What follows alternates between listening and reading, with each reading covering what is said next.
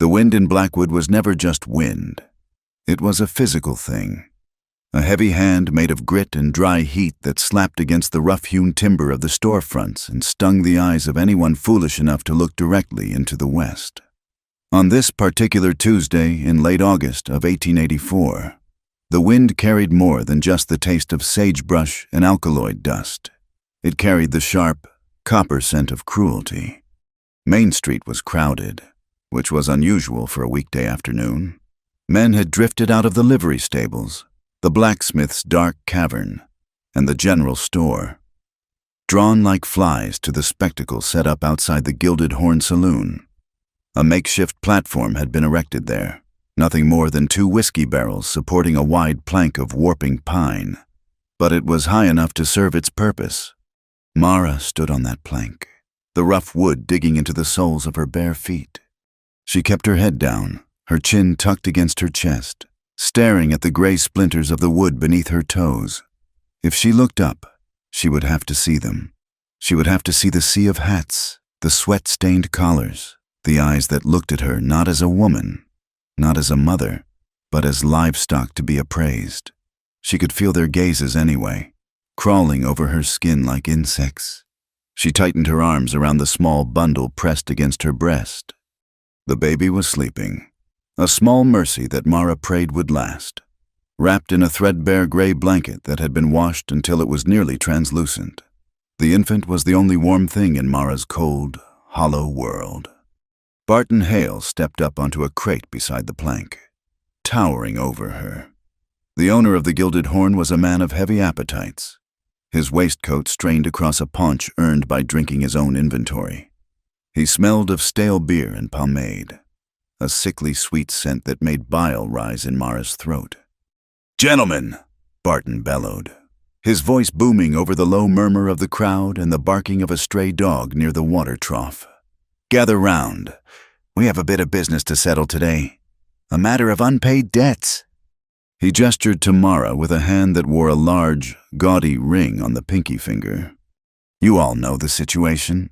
This girl here has been living under my roof, eating my food, and taking up space that could be used by paying customers. She has racked up a bill she cannot pay, and since the law in this territory respects the right of a man to collect what is owed, we are holding an auction to settle her account." Laughter rippled through the crowd. It was a low, ugly sound. "She does not look like she is worth much." "Barton," a voice called out from the front. A man with a face like tanned leather and a mouth full of missing teeth grinned up at her. "She is skinny as a rail." Barton chuckled, playing to his audience. "Lean meat cooks faster. Caleb. Besides, she is young. She has got years of work in her yet, scrubbing floors, mending clothes, or whatever else a man might need of an evening." The insinuation hung in the dry air, heavy and suffocating. Mara squeezed her eyes shut.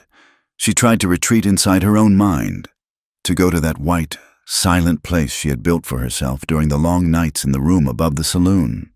She tried to block out the whispers that were snaking through the crowd. "I heard she was one of the girls from over in Abilene before she came here," one man muttered to his neighbor. "Nah, she was a squatter's daughter," another argued. "Ran off when her PA got lung fever. Ended up here with no coin." "Does not matter where she came from," a third voice rasped. "Matters where she is going, and whose bastard she is holding." That was the question that seemed to interest them the most. The baby. Some said it was Barton's, though the saloon owner denied it with a laugh, saying he had better taste. Some said it belonged to a drifter who had passed through in the winter, leaving nothing behind but a swollen belly and an unpaid tab. The truth was locked inside Mara's heart, a secret she would carry to her grave. It did not matter who the father was. The child was hers. "Bidding starts at $20, Barton announced, wiping sweat from his forehead with a handkerchief. "That covers the food she stole and the room she occupied. $20 for a strong girl, barely 20 years of age." "Do I hear 20? It was a pitiful sum. A good horse cost 40, a saddle cost 30. Mara felt the shame burn her cheeks, hot and stinging. She was worth less than a saddle. "20!" a voice called out. Mara risked a glance. It was a miner from the hills, a man with coal dust permanently etched into the lines of his face. He was looking at her hands, likely judging if they were strong enough to haul rock. 25, another man shouted. This one was older, dressed in a faded suit. The local undertaker who needed someone to wash bodies and scrub the pine boxes. The numbers floated in the air, disjointed and surreal. 30, 35, 40. Mara's arms began to tremble. The baby shifted in the blanket, letting out a small, mewling cry. The sound was thin, like a kitten in a storm, but it cut through the noise of the crowd. Barton frowned. He looked at the bundle in her arms with undisguised disgust. "Quiet that thing," he hissed at her, leaning close so only she could hear. "You are ruining the sale." "I cannot," Mara whispered, her voice cracking. It had been days since she had spoken to anyone who wasn't shouting at her. "She is hungry." Barton turned back to the crowd, his smile returning like a painted mask. "Don't mind the noise. Gentlemen, the brat comes with the package." "Unfortunately, but babies grow up. Or they don't. Either way, you get the girl." "I don't want another mouth to feed," a man near the back shouted. He was a ranch hand from the Double Bar, known for his heavy hand with horses and women. "I will give you 50 for the girl, but you keep the kid. Drop it at the church or leave it for the coyotes." Cruel laughter erupted again. The suggestion hung there, terrifyingly real. Mara's heart hammered against her ribs like a trapped bird. Panic, cold and sharp, pierced through her exhaustion. She stepped back, her heel catching on the edge of the plank. "No!" she gasped. Her voice was louder than she intended, shrill with terror. "No! You cannot take her!" Barton spun on her, his face darkening. "Shut your mouth, girl. You are property now. You don't get a say." "I will not go without her," Mara screamed, clutching the baby so tight the infant began to wail in earnest. "I will die first." The sheriff was standing by the hitching rail, leaning against a post with his thumbs hooked in his gun belt. He was a man named Miller, with a drooping mustache and eyes that looked perpetually tired. Mara looked at him, pleading silently. "Do something, please. You are the law. You are supposed to protect people." Miller shifted his weight, looked at the dust on his boots, and did nothing. He owed Barton money for whiskey, and in this town, debt was a stronger law than anything written in a book.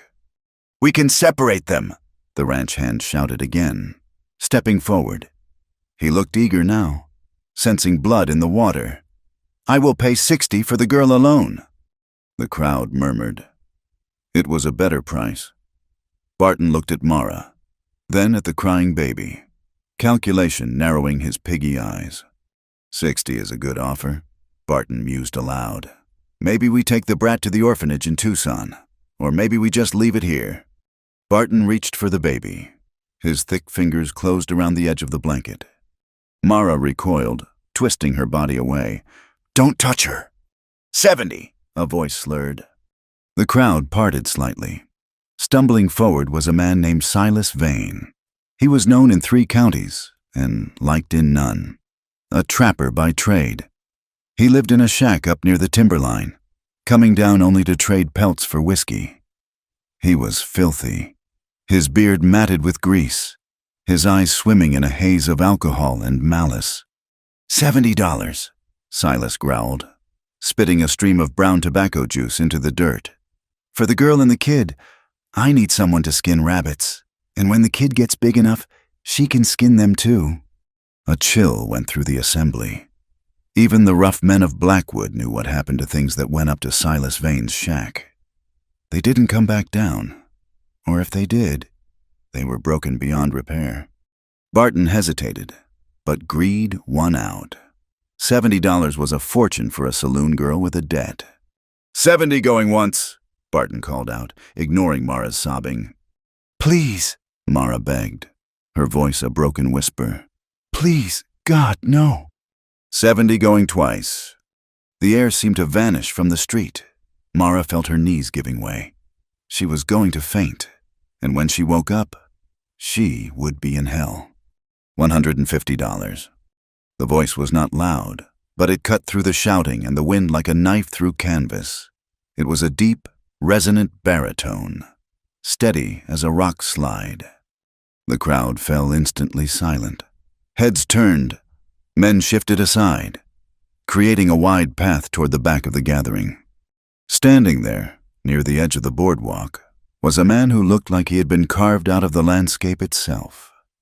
He was tall, standing a head above most of the townsfolk, with shoulders that filled out a dust-colored canvas coat. He wore a dark, wide-brimmed hat pulled low, shadowing his face, but it could not hide the scar.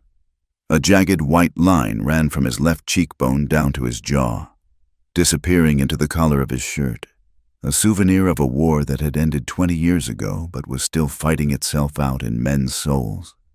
Luke Carver. He did not move like the other men. He did not shuffle or posture. He stood with a stillness that was unnerving, his hands hanging loose by his sides, nowhere near the heavy Colt revolver on his hip. Yet everyone knew how fast those hands could move. Barton blinked, squinting into the sun. "Luke," Barton asked, his voice losing its booming confidence. "You said 150? Luke Carver did not repeat himself. He simply walked forward. The crowd parted for him like water around a stone. He moved with a slow, deliberate gait, the sound of his spurs chiming softly in the sudden quiet. He stopped in front of the whiskey barrels. Up close, Mara could see his eyes. They were gray, the color of a storm cloud before the rain breaks, and they were utterly unreadable. He did not look at the crowd. He did not look at Barton. He looked straight at her. For a second, Mara stopped breathing. She saw no lust in those eyes. She saw no pity, either. She saw only a vast, terrifying emptiness, like an abandoned well. $150, Luke said again. He reached into his coat and pulled out a leather pouch. He upended it onto the barrel head. Gold coins and crumpled bills spilled out, shining and fluttering in the wind. It was more money than most men in Blackwood saw in a year. The town was stunned. Luke Carver lived alone on the high plains, miles from the nearest neighbor. He came to town once a month for supplies. He spoke to no one, drank with no one, and rode out before sunset. Rumors about him were as plentiful as sagebrush, that he had been a Confederate sharpshooter, that he had killed a dozen men in Kansas, that he had lost his mind in the silence of the prairie. Why would the silent rancher want a saloon girl and a newborn baby? Crazy, someone whispered. Got dark tastes, that one, another muttered. Always the quiet ones you have to watch. Barton stared at the money. His greed was warring with his confusion. But the gold was real. He licked his lips. Well now, Luke, Barton said, a nervous smile twitching beneath his mustache. That is a mighty fine offer. But seeing as there is such interest, maybe the price should be higher. Luke finally took his eyes off Mara and turned them on Barton. The temperature in the street seemed to drop 10 degrees. Luke didn't scowl. He didn't shout. He just looked at the saloon owner with a gaze so flat and deadly that Barton took an involuntary step back, nearly falling off his crate. Take the money. Hail, Luke said softly. Sign the paper. It wasn't a request. It was an instruction on how to stay alive. Barton swallowed hard. He scrambled for the pen and the inkwell sitting on the edge of the barrel. Sold, Barton squeaked. Sold to Luke Carver for $150. He scribbled his signature on the crude bill of sale he had drawn up that morning. The scratching of the nib was the only sound in the street. He pushed the paper toward Luke. Luke didn't even look at it. He scooped the paper up and shoved it into his pocket. Then he turned to Mara. She was trembling so hard she thought she might shake apart. This was it. This was the new owner. He had paid a fortune for her. That meant he expected things, terrible things, things that justified that kind of money. She clutched Grace. She had named the baby Grace in her mind, though she had never said it aloud, and backed away until her heels hung off the edge of the plank. Luke reached up. Mara flinched, squeezing her eyes shut, waiting for the grab, the rough pull, the claim of possession. But no hand touched her skin. Instead, a weight settled over her shoulders. It was heavy and warm and smelled of wood smoke, horses, and rain. She opened her eyes. Luke had taken off his canvas coat and draped it over her. It swallowed her small frame, hanging down to her knees, covering the thin, stained dress she wore. He stood there in his shirt sleeves, the wind whipping the fabric against his chest. He looked at her bare, bleeding feet, then back up to her face. "Can you walk?" he asked. His voice was low, meant only for her. Mara nodded dumbly. Her throat was too tight to speak. "The wagon is this way," he said. He did not grab her arm. He did not push her. He simply turned and began to walk back through the crowd, expecting her to follow. Mara hesitated for a heartbeat. She looked at Barton, who was busy counting the gold coins with shaking hands. She looked at the leering faces of the men who had bid on her. She looked at the sheriff, who was finally lighting a cigarette, relieved the trouble was over. She looked at Luke's broad back, moving away from her.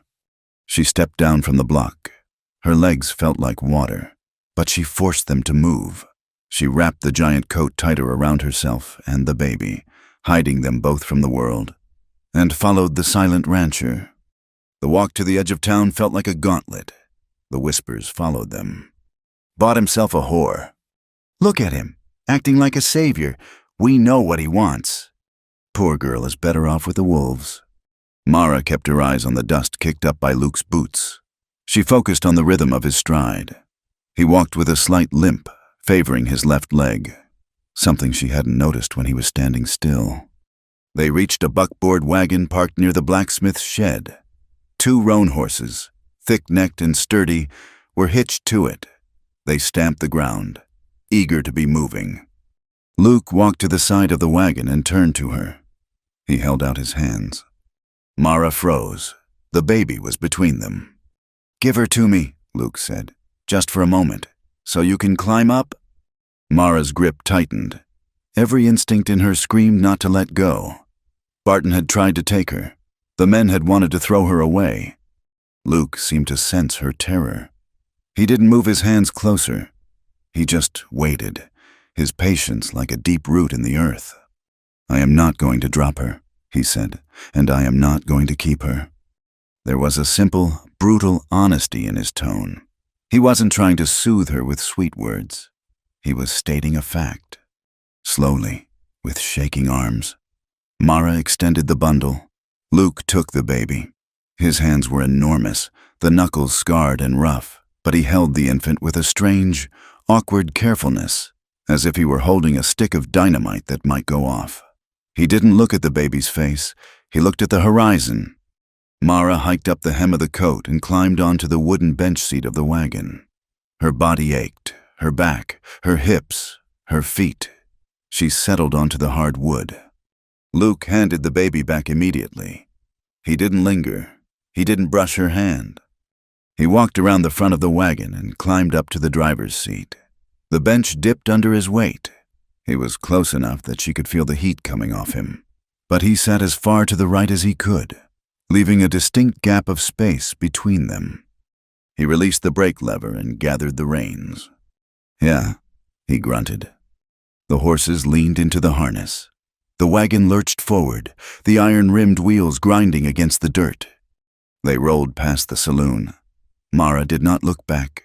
She stared straight ahead, past the horses' ears, toward the open prairie that stretched out endlessly to the west. Leaving Blackwood should have felt like freedom.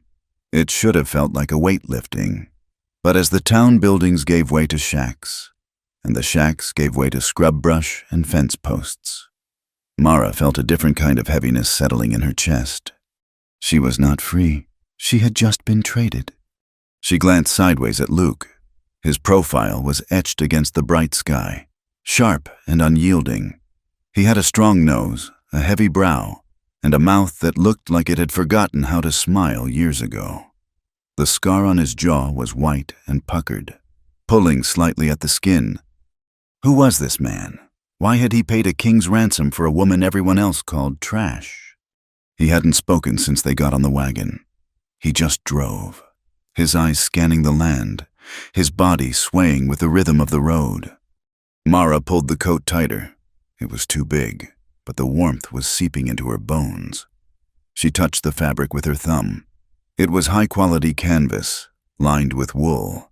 It was a coat meant to keep a man alive in a blizzard. She looked at the landscape opening up around them. The red dust of the road kicked up in plumes behind the wagon. The sky was a vast, blinding blue, broken only by the distant, jagged purple line of the mountains. It was beautiful, in a harsh, unforgiving way. But it was empty. There was no one out here. No sheriff, no neighbors, no witnesses. If he wanted to hurt her, no one would ever hear her scream. The thought made her stomach turn. She looked down at Grace, sleeping soundly now that the motion of the wagon was rocking her. I will kill him, Mara thought, the clarity of the idea surprising her. If he tries to hurt her, if he tries to hurt me, I will wait until he is asleep, and I will kill him.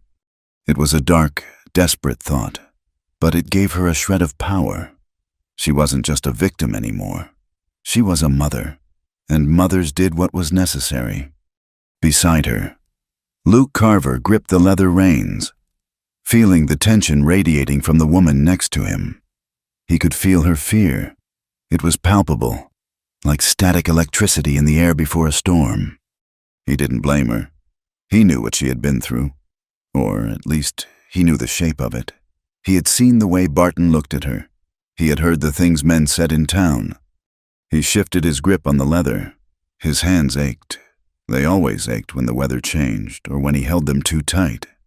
He hadn't planned on buying a woman today. He had come to town for flour, coffee, and nails. He had come to fix his barn roof. But then he had seen her on that block. He had seen the terror in her eyes, not the fear of death, but the fear of something worse. He had seen a human being, stripped of her humanity, piece by men who called themselves civilized.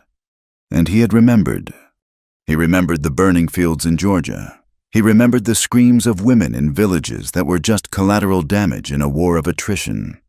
He remembered the promise he had made to himself when he buried his uniform and rode west, that he would never again stand by and watch the strong devour the weak.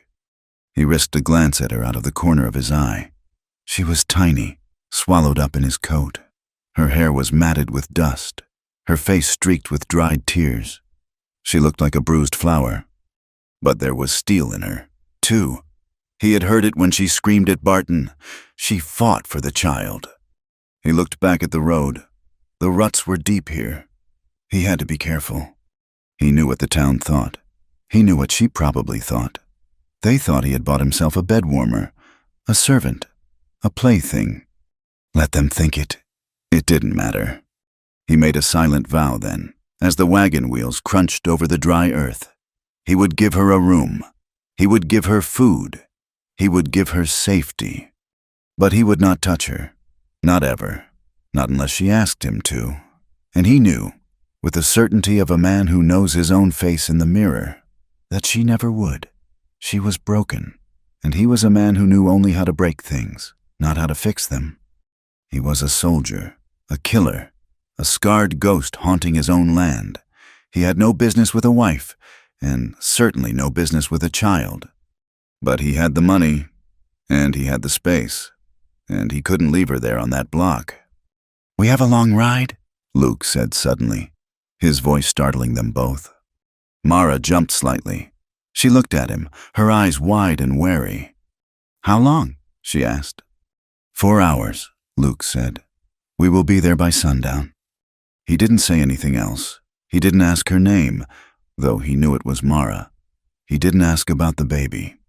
He just drove, guiding the horses toward the mountains, toward the ranch that sat alone in the sea of grass, taking the woman and the child away from the hell they knew, and toward a future that neither of them could yet imagine. The wind kept blowing, erasing their tracks in the dust almost as soon as they were made, leaving no road back to who they were before. The wagon wheels ground against the hard-packed earth. a rhythmic crunching sound that vibrated through the wooden bench and straight into Mara's bones. Every rut, every stone, every shift in the terrain sent a jolt of pain through her exhausted body. She had given birth only 5 days ago, and the ache in her hips and back was a constant, throbbing reminder of her frailty. She clutched the bundle in her arms, shielding the baby's face from the relentless assault of the dust. It was everywhere. It rose in choking red clouds from the horse's hooves, coating her skin, settling in the creases of her eyelids, and grating like ground glass in her throat. This was not the dust of the town, which was mixed with sawdust and coal smoke. This was the ancient, elemental dust of the high plains, bitter with alkali and dry as old bones. Mara looked out at the passing landscape through squinted eyes. She had never been this far west of the settlement. To her, the world had ended at the edge of the boardwalks. Now, she saw the true face of the territory. It was vast, terrified, and indifferent. The sky was a pale, bleached blue, stretching tight over a land of sagebrush and cracked earth that seemed to go on forever. There were no trees, only the occasional twisted mesquite fighting for life in the dry wash. Beside her, Luke Carver was a statue carved from granite. He sat hunched forward slightly, his forearms resting on his thighs, the reins held loosely in his large, scarred hands. He did not look at her. He did not offer her water, though his own canteen hung from the buckboard seat. He simply drove, his eyes scanning the horizon with the predatory focus of a hawk. Mara studied his profile again, searching for a sign of the violence she knew must be simmering under that stoic surface. A man did not pay $150 for a woman just to let her sit in silence. He wanted something. They always wanted something. The heat radiating from his shoulder, inches from hers, felt dangerous. The baby stirred, letting out a thin, distressed wail. The dust was bothering her too. Mara rocked her gently, whispering a shushing sound that was lost in the wind. She felt a spike of panic. If the baby cried too much, would he get angry? Would he stop the wagon and leave the child by the road, as the men in town had suggested? She glanced at Luke, bracing herself for a shout. Luke turned his head slightly. He looked at the bundle, then at the horizon. "There is water in the canteen," he said. His voice was rough, unused to conversation. "Wet a rag, wipe her face." It was a command, but it was practical. Mara reached for the metal flask with trembling fingers. She uncorked it, poured a small amount onto the corner of the heavy coat he had given her, the only cloth she had, and dabbed it gently against the baby's forehead and lips. The infant settled, sucking greedily at the moisture on the wool. Luke turned his eyes back to the road. "We are almost there," he said. Almost there. The word sounded like a sentence. The sun began to dip low in the west, painting the sky in violent streaks of bruised purple and blood orange. The shadows stretched out long and thin across the grass, turning the sagebrush into strange, grasping shapes. Then Mara saw it. It sat in a shallow depression between two low rises, as if the land had reluctantly opened up to cradle it. The ranch.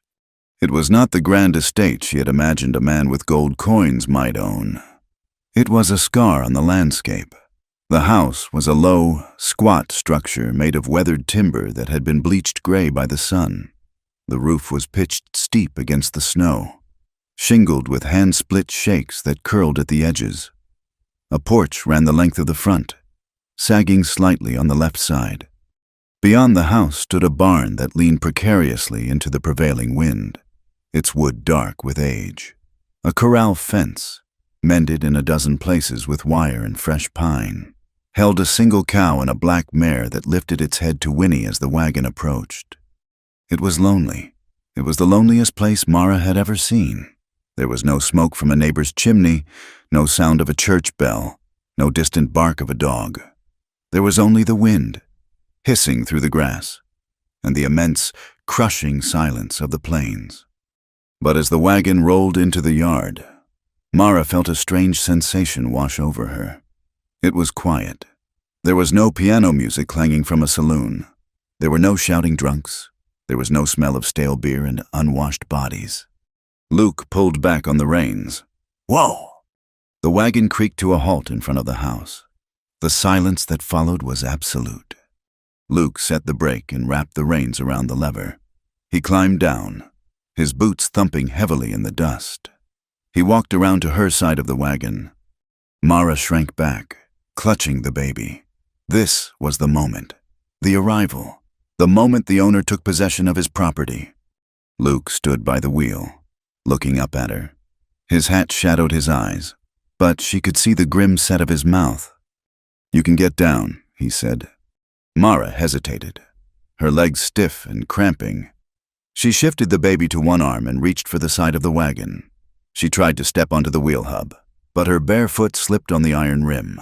She stumbled, a gasp escaping her lips as she pitched forward. Strong hands caught her. Luke had moved with startling speed. He gripped her by the waist, his hands encompassing her rib cage almost entirely. For a second, she was suspended in the air, held against his chest. She could smell him, sweat, leather, and the faint, metallic scent of gun oil. She felt the hard wall of his body, the power in his arms. She went rigid, waiting for the squeeze, the grope, the cruelty. Luke set her gently on the ground and immediately stepped back. He released her as if she were made of hot iron. "Go inside," he said, gesturing toward the dark door of the house. "I will see to the horses." Mara stood there, swaying slightly, feeling the solid earth beneath her feet. She looked at him, confused by his retreat. He was turning away, attending to the animals with more focus than he had shown her. She turned and walked up the wooden steps of the porch. The boards creaked under her weight. She pushed open the heavy oak door and stepped into the gloom. The interior of the house was cool and smelled of pine resin and coffee. It took a moment for her eyes to adjust. It was one large room, serving as a kitchen and living area. A cast-iron stove sat in the corner, cold and black. A rough-hewn table with two mismatched chairs stood in the center. There were no curtains on the windows, only wooden shutters. The floor was swept clean, the wood worn smooth by boot leather. To the right, there was a doorway leading to a back room. Mara walked toward it, her heart hammering. This would be his room, the place where... She stopped in the doorway. It was a small room, bare and simple. There was a narrow iron bed pushed against the far wall, covered with a heavy quilt. A washstand with a chipped pitcher stood near the window. But it was what stood beside the bed that made Mara's breath catch in her throat. A cradle. It was made of pine, the wood pale and fresh. It had been sanded smooth, the edges rounded with painstaking care so there were no splinters. The rockers were perfectly balanced. Inside lay a small mattress stuffed with fresh straw and covered with a piece of soft flannel. Mara stared at it, her mind reeling. He lived alone. He was a bachelor rancher with a reputation for silence and solitude. Why did he have a cradle? He had not bought it in town today. The wood had darkened slightly. It had been made months ago. "Someone built this," she whispered to the empty room. She walked over and touched the smooth rail of the cradle. It was sturdy. It was safe. It was waiting. A sound behind her made her jump. Luke was standing in the doorway, carrying 2 saddlebags and a sack of flour. He looked at her, then at the cradle, and a strange, unreadable expression crossed his face. Something like shame, or perhaps defensiveness. He looked away quickly, setting the supplies down on the floor. "It was for a nephew," he muttered, the lie clumsy and thick in the air. "Who never came to visit?" He didn't wait for her to respond. He turned back to the main room. "I will boil water," he said, "and find you something to eat." Mara laid the baby gently in the cradle. It was a perfect fit.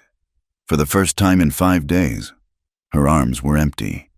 She felt a phantom weight against her chest, but also a relief so profound her knees nearly buckled. She walked back into the main room. Luke was at the stove, shoving kindling into the firebox. His movements were efficient, practiced. He lit a match, the sulfur flare brief and bright, and got the fire catching. He moved around the kitchen, filling a kettle from a bucket, pulling a loaf of bread and a piece of dried beef from a cupboard. He set them on the table. He didn't look at her.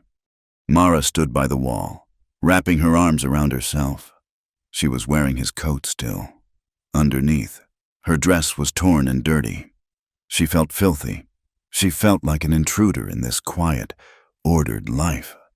"The water will be hot soon," Luke said, staring at the kettle. "There are linens in the trunk by the window. Clean ones. You can wash." He was doing everything except telling her what he wanted. The tension was unbearable. Mara had lived her life in the transactional world of the saloon. You paid for whiskey. You got whiskey. You paid for a woman. You got a woman. The silence, the kindness. It was a trick. It had to be. He was softening her up. Or perhaps he enjoyed the fear, the anticipation. She took a step forward, her voice trembling. "Mr. Carver." Luke stiffened. He turned slowly to face her. "Luke," he corrected. "Just Luke." "Luke," she repeated, testing the name. She took a deep breath, forcing herself to say the words she had been rehearsing since the auction block. I know you paid a lot of money. I know what that money buys." She reached for the buttons of the coat. Her fingers were clumsy with fatigue. "I am tired, and I am still bleeding some," she said, her voice dropping to a whisper of shame. "But I will do what I can. I know my place. I just ask, please be gentle, and do not wake the baby." She let the coat slide off one shoulder. Luke looked at her. His face went pale, the scar on his jaw standing out in stark white relief. His eyes widened, not with lust, but with something that looked like horror. "Stop," he said. The word was a sharp crack in the quiet room. Mara froze, the coat half off. Luke took a step toward her. His hands balled into fists at his sides, as if he were fighting the urge to hit something, or perhaps to stop himself from reaching out. "Is that what you think this is?" he asked, his voice low and vibrating with intensity. Mara looked at him, confused tears stinging her eyes. "You bought me," she said. "You paid Barton. I am yours. That is how it works." "No," Luke growled. He turned away, pacing a short circle in the small kitchen. He ran a hand over his face, dragging his fingers through the grit on his skin. He stopped and looked at her again. The anger was gone, replaced by a weary sadness. "I did not buy you to use you, Mara. I bought you to get you off that block." He pointed a finger at the door, toward the east, toward the town. "I saw what they were doing. I saw what they were going to do. And I had the money. That is all." He took a breath, his chest heaving under his dusty shirt. "You are not property here. You are a woman who needed a place to be. This is a ranch. There is work to be done. If you want to cook, you cook. If you want to mend, you mend. But anything else, any agreement between us?" He looked her dead in the eye, his gaze steady and fierce. "That will be a choice. Your choice. Not something Barton Hale wrote on a piece of paper. Do you understand me?" Mara stared at him. She heard the words, but she couldn't make them fit the world she knew. A man who paid a fortune for nothing in return. A man who had the power to take but chose not to. "I don't understand," she whispered. "Why?" Luke looked at the floor. He seemed to shrink slightly, the broad shoulders rounding. "Because," he said softly, "no one should be sold." He grabbed his hat from the peg by the door. "I will sleep in the barn tonight," he said. "The bed is yours. Lock the door if it makes you feel safer." He walked out into the gathering dark, closing the door firmly behind him. Mara stood alone in the center of the room. The kettle began to whistle on the stove. She pulled the coat back up onto her shoulders and sank into one of the chairs, burying her face in her hands. She didn't cry. She was too stunned to cry. She just sat there, listening to the fire crackle, trying to believe that the door was truly closed, and that for the first time in years. She was the one on the inside. Night on the high plains was not silent. It was a living thing. Mara lay in the narrow iron bed, the clean linens rough but smelling of sunshine and soap. The darkness in the room was absolute, save for a sliver of moonlight cutting through the shutter slats. Outside, the wind had picked up. It howled around the corners of the house, rattling the shingles and whistling through the gaps in the logs. It sounded like a pack of wolves trying to claw their way in. And then there were the coyotes. Their yips and howls rose from the darkness, a maniacal chorus of laughter and screams that made the hair on Mara's arms stand up. They sounded close, too close. She reached out and touched the cradle. She could hear the soft, rhythmic breathing of Grace. The baby was the only anchor she had in this sea of strange noises. Mara stared up at the ceiling she couldn't see. She was warm. Her stomach was full of the bread and beef Luke had left. But sleep would not come. She thought of Luke out in the barn. Was he cold? Was he regretting his charity? Or was he lying there making plans for when her guard was down? She couldn't trust it. Trust got you hurt. Trust got you pregnant and abandoned. Trust got you sold. But she remembered the look on his face when she had offered herself. The horror. The anger. Not at her, but at the idea of it. No one should be sold. She closed her eyes, listening to the wind battering the fragile walls of the house. It felt like they were on a raft in the middle of a violent ocean. Just her, the baby, and the silent man in the barn. The morning sun was blinding. It poured through the cracks in the shutters, slicing across the floor in bars of gold. Mara woke with a start. The baby was crying. She tried to sit up, but her body rebelled. A wave of dizziness washed over her, and her legs felt like lead. The exhaustion of the auction, the travel, and the trauma of the birth had finally caught up with her. She fell back against the pillow, gasping. The door to the bedroom creaked open. Mara flinched, pulling the quilt up to her chin. Luke stood there. He had already been up for hours. She could smell the coffee and the fresh hay on his clothes. "I heard her," he said, nodding toward the cradle. He didn't come closer to the bed. He walked to the cradle and looked down. "She is wet," he observed. I will get up," Mara said, forcing herself to push back the covers.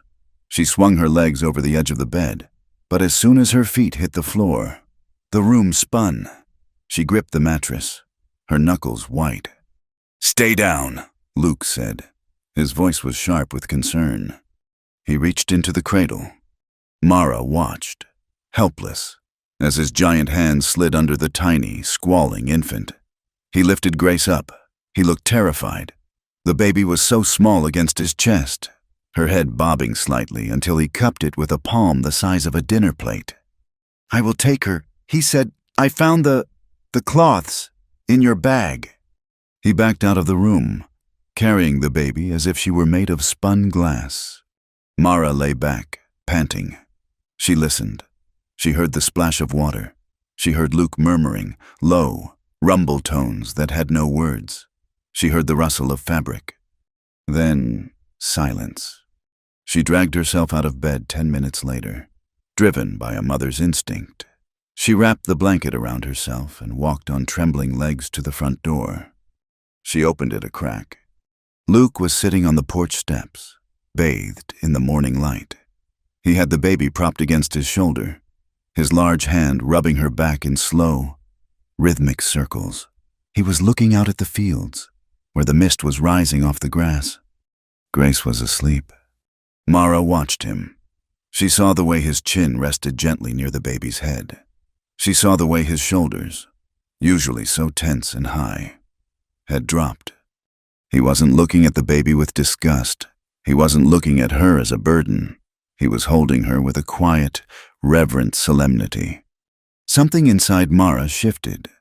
It was a physical sensation, like a knot loosening in her chest. For years, she had seen men look at children as mistakes, or as expenses, or as chains. Luke looked at Grace like she was a person. Mara leaned against the doorframe, her eyes burning. She didn't go out. She let him have the moment. She let herself believe, just for a second, that maybe this place wasn't a prison. The days fell into a pattern. The routine was the medicine Mara didn't know she needed. As her strength returned, she began to take over the house. It was a slow conquest. First, she swept the corners that Luke had ignored for years. Then she organized the pantry. Then she took on the washing. Work was safe. Work meant you had a purpose. If she was useful, she reasoned, he wouldn't throw her out. She learned the rhythms of the ranch. Luke rose before dawn. He made coffee, black, thick as mud, and drank 2 cups standing up. He left for the chores, feeding the stock, mending fence, clearing the irrigation ditch. Mara took care of the chickens. She liked the hens. They were busy and foolish and harmless. She gathered the brown eggs, warm and smooth, carrying them in her apron. She hauled water from the pump in the yard, her arms growing stronger, the sun browning her pale skin. She washed Luke's shirts, scrubbing the sweat and dirt from the heavy cotton, hanging them on the line to flap in the relentless wind like surrender flags. They didn't talk much. Meals were eaten in silence, but the tension had changed. It wasn't the fearful silence of the first day. It was a companionable silence, born of exhaustion and shared space. Luke was always polite. He said please and thank you. He never entered the house without knocking the dirt off his boots. He never touched her, but his eyes followed her. She felt them when she was at the stove, or when she was nursing Grace by the window. He would watch her, and then look away quickly when she turned. It wasn't a predatory look. It was a look of confusion, as if he couldn't quite figure out how she had ended up in his kitchen, and didn't know what to do with the fact that he was glad she was there. The storm came in late September, rolling down from the Rockies like a black bruise spreading across the sky. It started in the afternoon, the air turning thick and electric. The birds stopped singing. The wind died, leaving a heavy, suffocating stillness. Luke came in early from the fields. He looked worried. "Big one coming," he said, taking off his hat. He moved around the room, checking the shutters, barring the door. When it hit, it was with the force of a hammer. Thunder shook the floorboards beneath Mara's feet. Rain lashed against the house, sounding like handfuls of gravel being thrown by an angry giant. Mara sat in the rocking chair, clutching Grace. Every crack of thunder made the baby jump and whimper. Then came the drip. A dark spot appeared on the ceiling above the cradle, spreading rapidly. A drop fell, hitting the floor with a wet plap. Then another. The roof. Luke cursed. He grabbed a bucket and placed it under the leak. But the wind was tearing at the shingles. Another leak sprung over the table, then another near the stove. The house, so solid in the sun, felt flimsy and small against the rage of the storm. A flash of lightning lit up the room, blindingly white, followed instantly by a crash that rattled the dishes on the shelves. Mara let out a cry. She curled over the baby, burying her face in the blanket. The fear she had been holding at bay, the fear of the auction, of Barton, of the unknown future, came rushing back. She felt exposed. The walls were paper.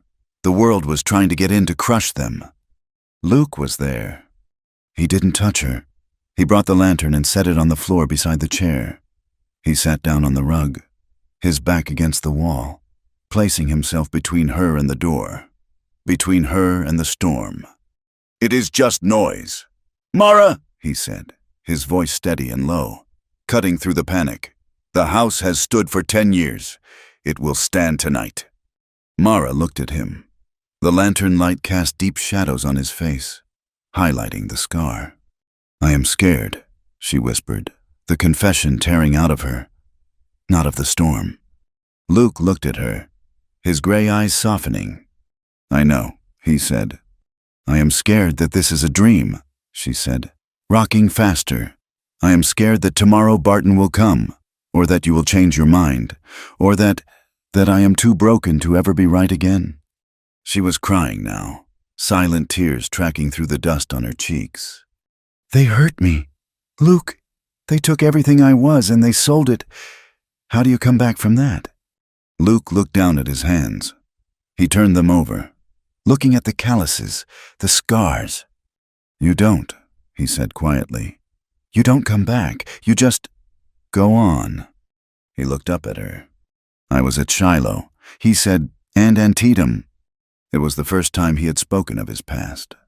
"I saw boys die in the mud calling for their mothers.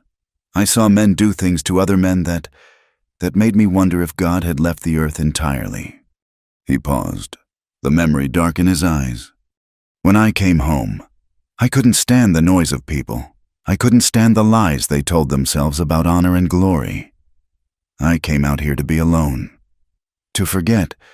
He leaned his head back against the wall. "I made a promise. Mara. After the war, I promised I would never be another man who breaks things. I promised I would never use my strength to take from someone weaker." He looked at her, and the intensity of his gaze burned her.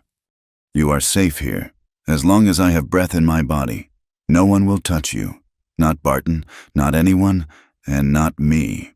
Mara looked at him, seeing the war in his face, the grief he carried like a heavy pack. He was broken too, just like her. Another crack of thunder shook the house. The leak above the cradle suddenly turned into a steady stream. Water splashed onto the bedding. "The roof is going," Luke said, standing up. "We cannot stay in here. It is too wet." "Where?" Mara asked, clutching Grace. "The bedroom," he said. "The wind is hitting the east side. The bedroom is on the west. It will be dry." He led her into the small back room. It was dark, but dry. The storm raged outside, but the noise was muffled here. There was only the one narrow bed. Mara looked at it, then at Luke. Luke hesitated. "I will sleep on the floor." "No," Mara said. Her voice surprised her. It was firm. "The floor is drafty. You will get sick, and I do not want to be alone." She sat on the edge of the bed, placing Grace in the center, a tiny barrier between the pillows. "Please," she said, "just sleep." Luke looked at her for a long moment. Then, slowly, he unbuckled his gun belt and hung it on the bedpost. He took off his boots. He lay down on the far side of the mattress, his back stiff, his body rigid. He was as close to the edge as he could get without falling off. Mara lay down on her side. The baby was between them. She could feel the warmth radiating from him. It was a solid, steady heat. She could hear his breathing, slow and controlled. Outside, the world was ending in wind and rain. Inside, in the small, dark room, there was a bubble of safety. Mara closed her eyes. For the first time, she became aware of the scent of him. Not just sweat, but something deeper, something earthy and masculine. A feeling stirred in her belly. It wasn't fear, it was a strange, aching pull. She wanted to scoot closer. She wanted to feel that warmth against her own cold skin. She wanted to know what it felt like to be held by arms that promised protection, not possession. The thought terrified her. She was a ruined woman. She had no right to want, and he had promised not to touch her. She squeezed her eyes shut, guilt washing over her. "He is a good man," she told herself. "Don't ruin it. Don't make it dirty." Beside her, Luke stared into the dark. He could smell the lavender soap she had used on her hair. He could hear the soft catch of her breath. Every instinct in his body was screaming at him. He was a man who had been alone for a decade. The presence of a woman, this woman, with her fierce eyes and her gentle hands, was torture. He wanted to turn over. He wanted to wrap his arms around her and the child and hold them until the storm passed. But he remembered the auction block. He remembered her flinching when he offered his coat. He clenched his jaw until it ached. He would not move. He would not cross that line. He would be the wall she needed, even if it killed him. He lay still, listening to the rain, choosing her trust over his own desperate need. while the space between them crackled with the things they were both too afraid to say. The seasons on the high plains did not turn gently. They broke. The bitter, bone-deep cold that had lingered after the storm finally cracked, giving way to days of brilliant, blinding sunshine and air so dry it felt like breathing crushed glass. The mud in the yard turned to hard-packed earth, and the grass, though yellowed and brittle, stood tall against the constant wind. Mara changed with the land. The hollows in her cheeks began to fill, her skin losing the translucent gray of the auction block and taking on a dusting of gold from the sun. She moved differently now. The shuffle of a prisoner was gone, replaced by the purposeful stride of a woman with work to do. She carried Grace in a sling made from a cut-up flour sack, the baby bound tight against her chest, her small heartbeat a second rhythm to Mara's own. She was no longer a guest in Luke's house. She was a part of its machinery. But Luke seemed determined that she be more than just a housekeeper. "We are miles from anyone," he told her one morning, setting a heavy Winchester rifle on the porch rail. "If I am out on the range and something happens, a coyote, a snake, a man, you need to know how to answer it." He taught her with a patience that unnerved her. He showed her how to saddle the roan mare, his large hands guiding hers over the latigo, teaching her how to check the cinch so the saddle wouldn't slip. He taught her to read the clouds, pointing out the difference between the wispy tails of wind clouds and the bruising purple of a coming hailstorm. And he taught her to shoot. It was a Tuesday afternoon, the sun high and fierce. They stood behind the barn, a tin can set up on a fence post 50 yards away. "Keep your feet shoulder-width apart," Luke instructed, his voice low. Mara hefted the rifle. It was heavy, the walnut stock warm from the sun. She raised it to her shoulder, but the barrel wavered. Her arms were strong from hauling water, but the weapon felt alien, a tool of violence that she had always been on the wrong end of. "You are leaning back," Luke said. "You have to lean into it. Let the wood become a part of your bone." He stepped closer. For weeks, they had danced around each other, maintaining a respectful distance of 2 feet, the length of a table, the width of a doorway. Now, that distance vanished. Luke moved behind her. She could feel the heat of his body along the length of her back, a solid wall of presence. He reached around, his left hand covering her left hand on the barrel, his right hand gently pressing against her elbow to lift it. "Like this," he murmured. His breath ghosted over the shell of her ear. The scent of him enveloped her. Tobacco, saddle soap, and the salt of honest sweat. It was not a bad smell. It was intoxicating. Mara's breath hitched in her throat. The world narrowed down to the point where his chest brushed her shoulder blades. She could feel the slow, heavy thud of his heart against her back. "Relax your shoulder," he said, his voice dropping an octave, vibrating through her. "Squeeze the trigger. Do not pull it. Just a breath. And then—" His hand tightened over hers, guiding the aim. A tremor went through Mara. It started in her stomach and flashed downward, a sudden, sharp ache of desire that shocked her. It wasn't fear. It was a hunger she hadn't felt in years, perhaps never like this. It was a need to lean back, to let him take the weight of the rifle, the weight of the baby, the weight of her life. She realized, with terrifying clarity, that she wanted him to wrap those arms around her for real. The thought panicked her. She was a woman bought for a debt. She was damaged goods. She had no right to feel this heat for a man who had done nothing but offer her charity. She gasped and pulled away, the barrel of the rifle jerking downward violently. "No!" she blurted out, stepping sideways, nearly dropping the weapon in the dust. Luke flinched as if he had been slapped. He stepped back instantly, raising his hands, his face draining of color. The scar on his jaw stood out stark and white. "I apologize," he said quickly, his voice rough. "I did not mean to crowd you. I forgot myself." He thought she was afraid of him. He thought she was recoiling from a man's touch because it reminded her of Barton, or the others. Mara opened her mouth to tell him the truth. "I am not scared of you. I am scared of how much I want you. but the words died in her throat. The shame was too old, too deep. How could she tell this stoic, honorable man that the woman he rescued was thinking of him in his bed? "It is fine," she whispered, clutching the rifle against her chest like a shield. I am not used to it." "We will stop for today," Luke said. He turned away, pulling his hat low to hide his eyes. The air between them, usually easy and quiet, was now thick with unsaid things, charged and awkward. The supplies ran low 2 weeks later.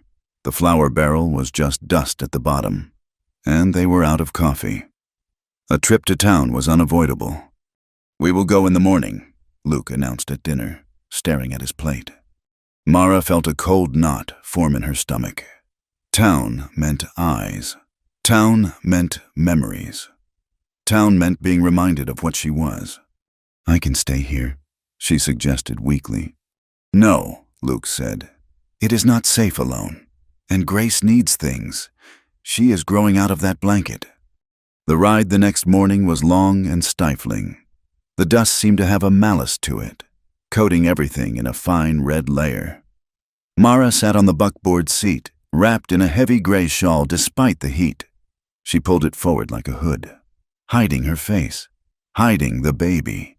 She felt like a criminal returning to the scene of a crime. Luke drove in silence. He seemed tighter than usual, his eyes scanning the horizon, his hand never far from the revolver at his hip. When the buildings of Blackwood appeared on the horizon, shabby, leaning wooden structures that looked like they had been dropped from the sky, Mara felt a physical wave of nausea. They rolled down Main Street. It was busy, just as it had been on the day of the auction. As the wagon creaked past the saloon, the conversation on the boardwalks died. Heads turned. Mara kept her eyes on her hands, but she could feel the weight of the stairs. They were heavy, sticky things. "Look who is back," a woman whispered loud enough to be heard. "The Carver fellow and his purchase," a man chuckled. Luke did not look left or right. He drove straight to the hitching rail in front of the general store and pulled the horses up. "Stay close to me," he said quietly as he helped her down. They entered the store. It smelled of pickle brine, peppermint, and dry goods. Mr. Abernathy, the proprietor, was behind the counter. He nodded to Luke, his expression carefully neutral, but his eyes darted to Mara with a mixture of curiosity and disdain. "I need 50 pounds of flour, 10 of sugar, and 5 of coffee," Luke said, his voice filling the room. "And nails, 4 penny." Mara drifted toward the back, where the bolts of fabric and household goods were kept. She needed flannel for diapers. Mrs. Abernathy was there, stacking tins of peaches. She was a stout woman with a face like a dried apple. She looked up as Mara approached, and her mouth tightened into a thin, hard line. She took a distinct step back, pulling her skirts away as if Mara were contagious. Mara froze, her hand hovering over a bolt of blue calico. The rejection stung, sharp and familiar. She lowered her head, ready to retreat. But then, Grace woke up. The baby shifted in the sling and let out a soft, gurgling coo, reaching a tiny, dimpled hand out toward the bright label of a peach tin. "Mrs." Abernathy blinked. She looked at the baby. The hardness in her eyes wavered. She looked at Mara, really looked at her, and saw not a saloon girl, but a young mother with tired eyes and a protective hand over her child's head. Is she healthy, Mrs.?" Abernathy asked, her voice stiff but not unkind. "Yes, ma'am," Mara whispered. "She is strong." "Mrs." Abernathy sighed, a sound of resignation. She reached under the counter and pulled out a folded square of knitted wool. It was a pale yellow, worn but clean. "My youngest outgrew this years ago," the woman said, shoving it into Mara's hands. "It is no good to me sitting in a box. Take it." Mara stared at the blanket. "Thank you," she choked out. "The child deserves better than this town gave her mother." "Mrs." Abernathy muttered, turning back to her peaches. "Go on now. Your man is waiting." "Your man," the words echoed in Mara's head as she walked back to the front. They loaded the wagon in silence. Luke carried the heavy sacks with ease, his back broad and capable. Mara climbed up, clutching the yellow blanket, feeling a tiny fissure in the wall of shame she had built around herself. Luke was unhitching the horses when the saloon doors swung open. 3 men stumbled out, bringing the smell of stale whiskey and aggressive laughter with them. One of them, a wiry man with red hair and a face pockmarked from smallpox, stopped dead when he saw the wagon. "Well, I will be damned," the man slurred, "if it isn't the Silent Saint." It was a ranch hand named Jeb, a man who had been a regular at Barton's. He had tried to buy Mara once for an hour, and she had bitten his hand. Jeb staggered off the boardwalk, navigating the dust toward them. "And he still has the girl." Jeb laughed, gesturing loosely at Mara. "Hey there, darling. You're looking a little plumper. The ranch life must suit you." Luke ignored him. "Get in the wagon. Mara," he said, not looking at Jeb. "Oh, don't be rude." "Luke," Jeb sneered. Stepping closer, he grabbed the bridle of the near horse, stopping them from leaving. "You know, some of the boys were saying you were crazy to pay that much. But looking at her now, maybe you are smarter than you look." Jeb's eyes raked over Mara, stripping her bare. "Say, Carver, you must be tired of her by now. How about you lend her out? I've got $5. That should cover 10 minutes, right? Just for old time's sake." The world seemed to stop. Mara stopped breathing. The shame was a hot iron branding her chest. Luke went very still. He finished tying the canvas cover over the supplies. Then, with terrifying slowness, he turned around. "Let go of the horse," Luke said. His voice was not loud.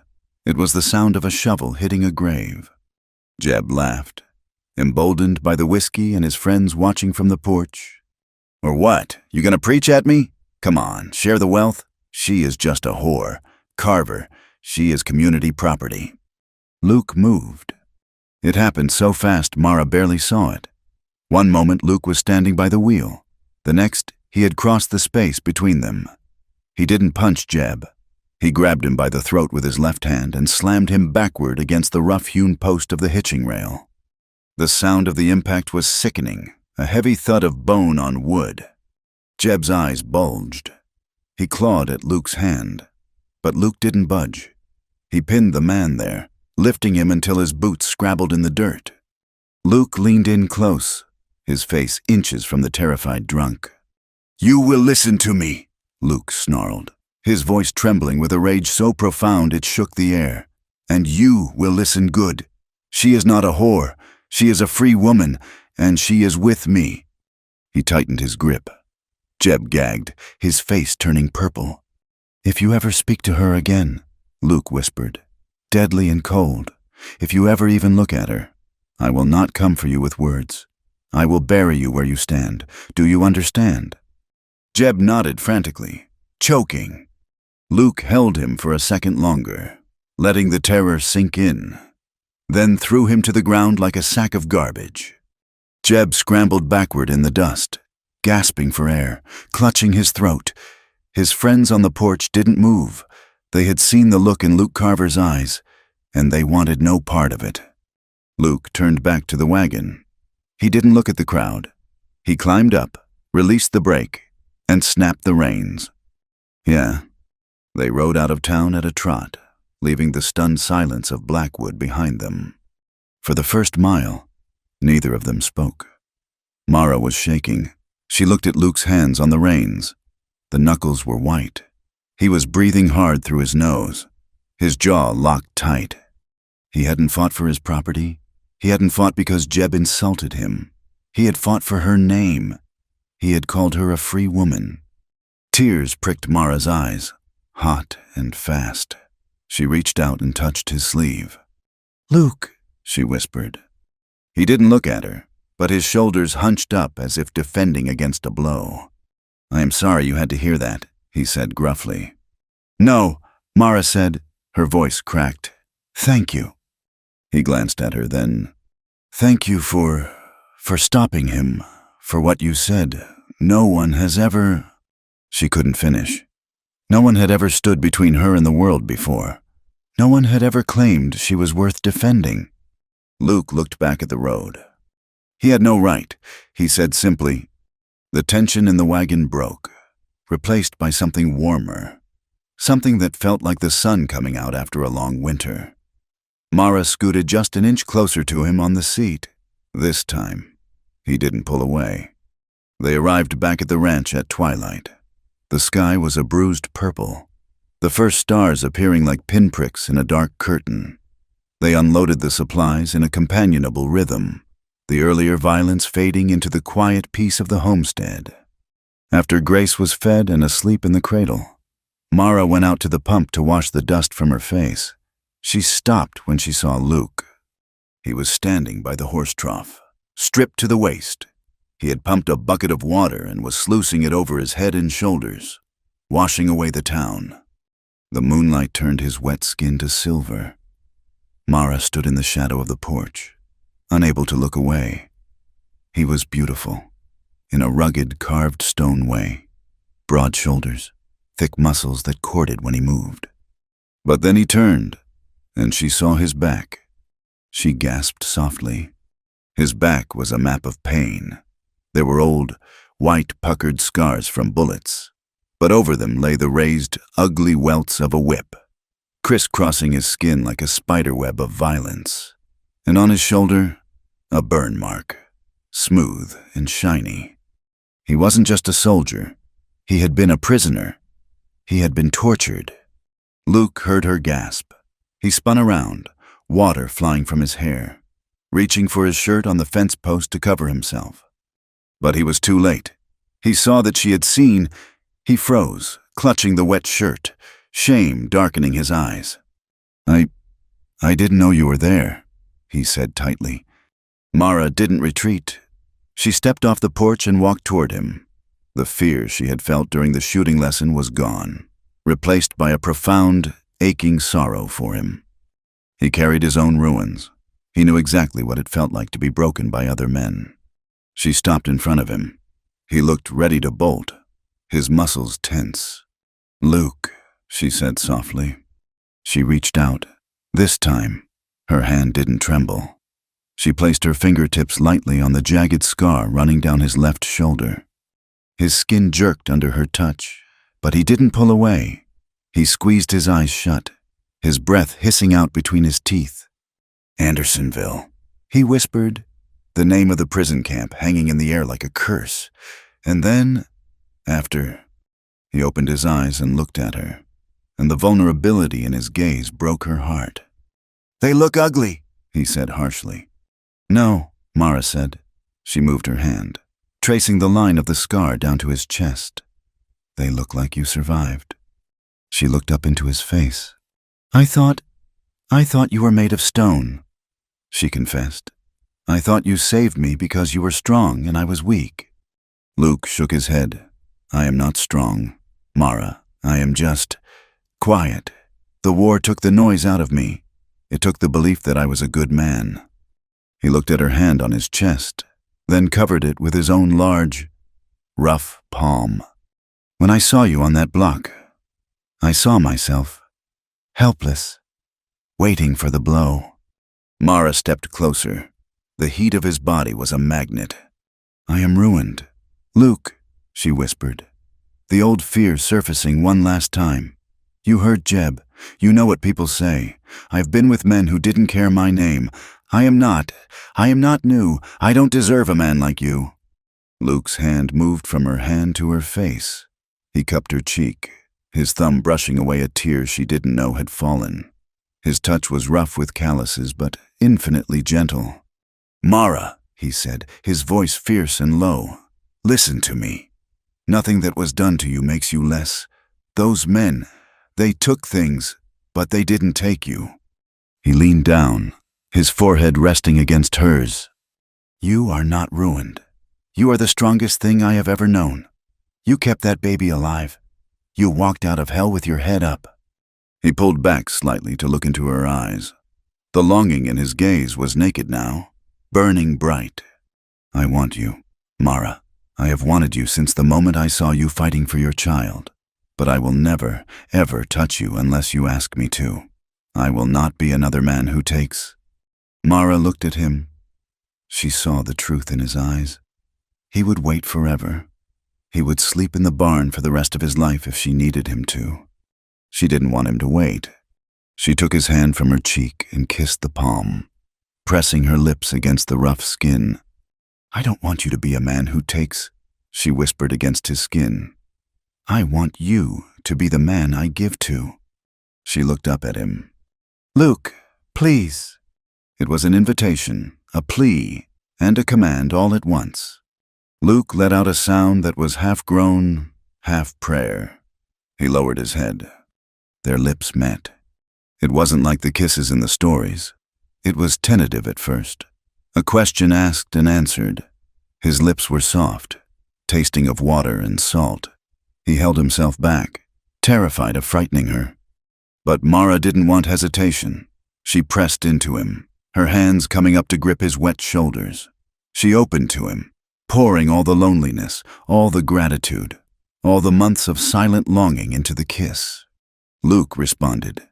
His arms went around her, pulling her against his wet chest, lifting her slightly off the ground. The kiss deepened, becoming urgent, desperate. It was the collision of two lonely stars finally finding orbit. He pulled away, breathless, his forehead resting against hers. Are you sure? He rasped. Yes, she said yes. He scooped her up into his arms. He carried her not to the barn, but into the house, into the back room where the cradle sat in the corner. The room was dim, lit only by the moonlight filtering through the shutters. Luke set her down by the bed. He stood there, waiting, letting her set the pace. Mara reached out and unbuttoned his shirt, sliding it off his arms. Then she turned so he could undo the buttons of her dress. His fingers were clumsy, shaking slightly, but he managed. When they lay down together on the narrow bed, it was not a conquering, it was a conversation. Luke moved slowly.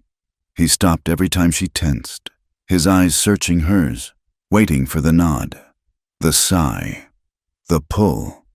He explored her body with a reverence that made her want to weep. He touched her scars, the invisible ones, with hands that worshipped. And Mara touched him. She kissed the whip marks on his back. She held his face. She learned the map of him. When the moment came, and they finally joined together, there was no pain, no shame. There was only a profound sense of coming home. The desire that burned between them was fierce. Yes, pushing against the boundaries of their trauma. But it was rooted deep in the soil of trust. Mara cried out softly, not in fear, but in release. For the first time in her life, her body belonged to her, and she was choosing to share it. Afterward, they lay tangled together under the quilt. The wind whistled outside, unchanged, but inside, everything was different. Luke held her against his chest, his arm heavy and protective over her waist. Mara listened to the steady beat of his heart, feeling the rise and fall of his breathing. She was not property, she was not a debt, she was Mara, and she was loved. This night had not erased the past. The scars were still there on both of them, but it had built a bridge over it. They were no longer two broken people surviving alone. They were a we. And as sleep finally overtook them, Mara knew that no matter what the town said, or what Bart and Hale tried to do, this bond was forged in something stronger than iron. The change in the house was not sudden, like a storm breaking, but gradual, like the coming of dawn. It was in the way the air seemed to hold a different weight, lighter and easier to breathe. The frantic, terrified silence that had once filled the space between Mara and Luke was gone, replaced by a quiet, steady hum of connection. It showed in the small things. When Mara passed the coffee pot to Luke in the morning, her fingers would brush against his, lingering for a heartbeat longer than necessary. He no longer pulled away or stiffened. Instead, his hand would turn slightly to cup hers, a silent acknowledgement before he took the cup. when she sat by the fire mending a shirt. He would walk past and let his hand drift over her shoulder, his thumb grazing the nape of her neck, a touch that said, "I see you and I am here." They moved around each other like partners in a dance they were both learning, step by slow step. There was no need for constant words. The rhythm of the ranch, the chores, the meals, the care of the child, bound them together. The baby thrived in this new atmosphere. Her cheeks, once pale and sunken, were now round and flushed with health. She had dark hair that curled when it was humid, and eyes that were beginning to track movement with bright curiosity. One evening, as the sun dipped below the horizon, painting the sky in violent oranges and soft lavenders, Luke sat on the porch step. He had finished mending a bridle and was wiping grease from his hands with a rag. Mara came out, the baby on her hip. Luke looked up. His face, usually so stern, softened instantly. He reached out his hands. "Let me take her," he said. "Your back must be aching."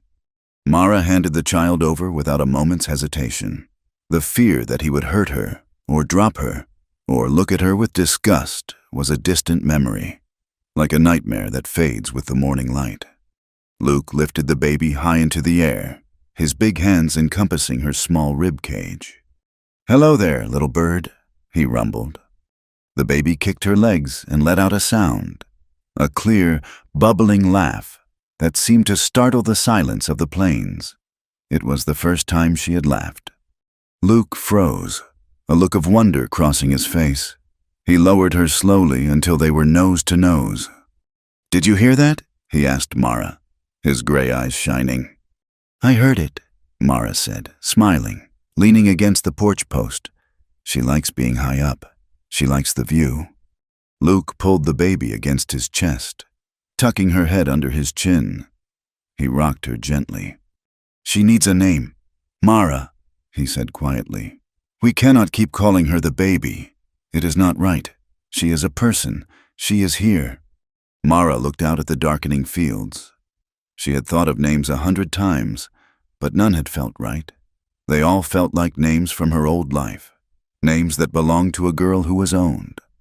"Grace," she said suddenly. Luke looked at her. "Grace?" "Because we did not deserve this," Mara said, her voice thick.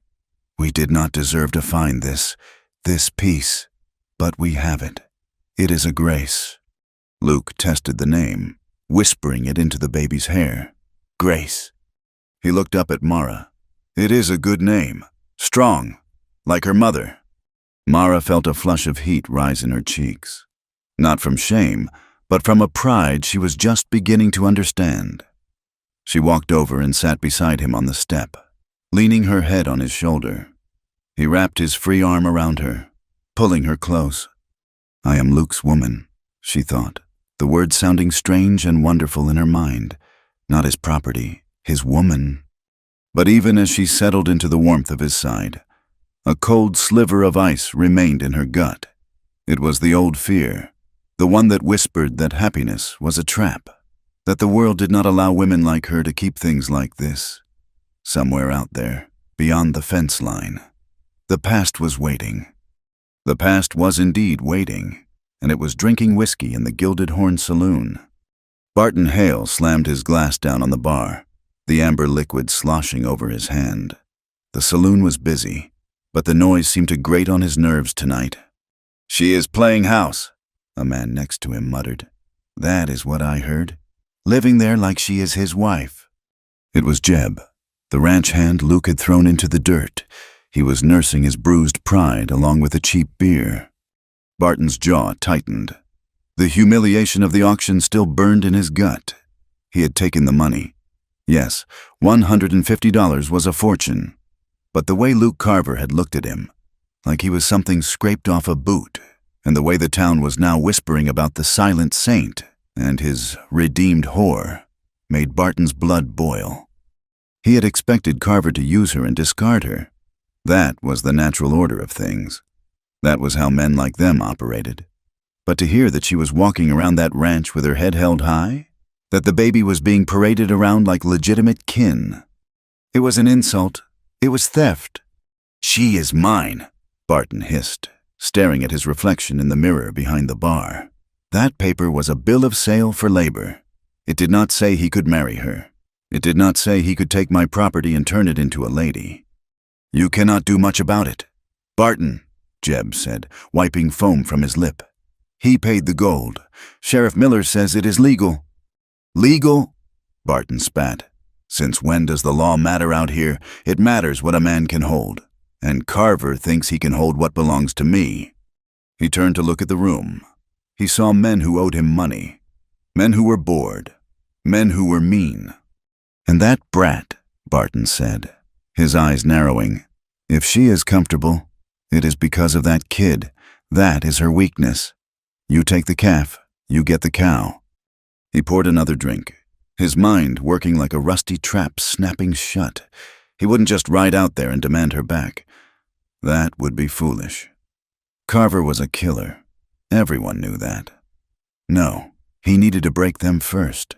He needed to squeeze them until they were desperate. He needed to remind Mara that no matter how far she ran, the leash was still in his hand. The land turned against them before Barton did. August bled into September, and the rain simply stopped. The high wispy clouds that promised moisture evaporated before noon, leaving a sky of relentless, blinding blue. The wind, usually a nuisance, became a scourge. It sucked the moisture from the soil, turning the dirt to powder that rose in choking clouds with every step. The creek that ran through the lower pasture, usually a reliable source of water for the stock, dwindled to a trickle, then to a series of muddy puddles.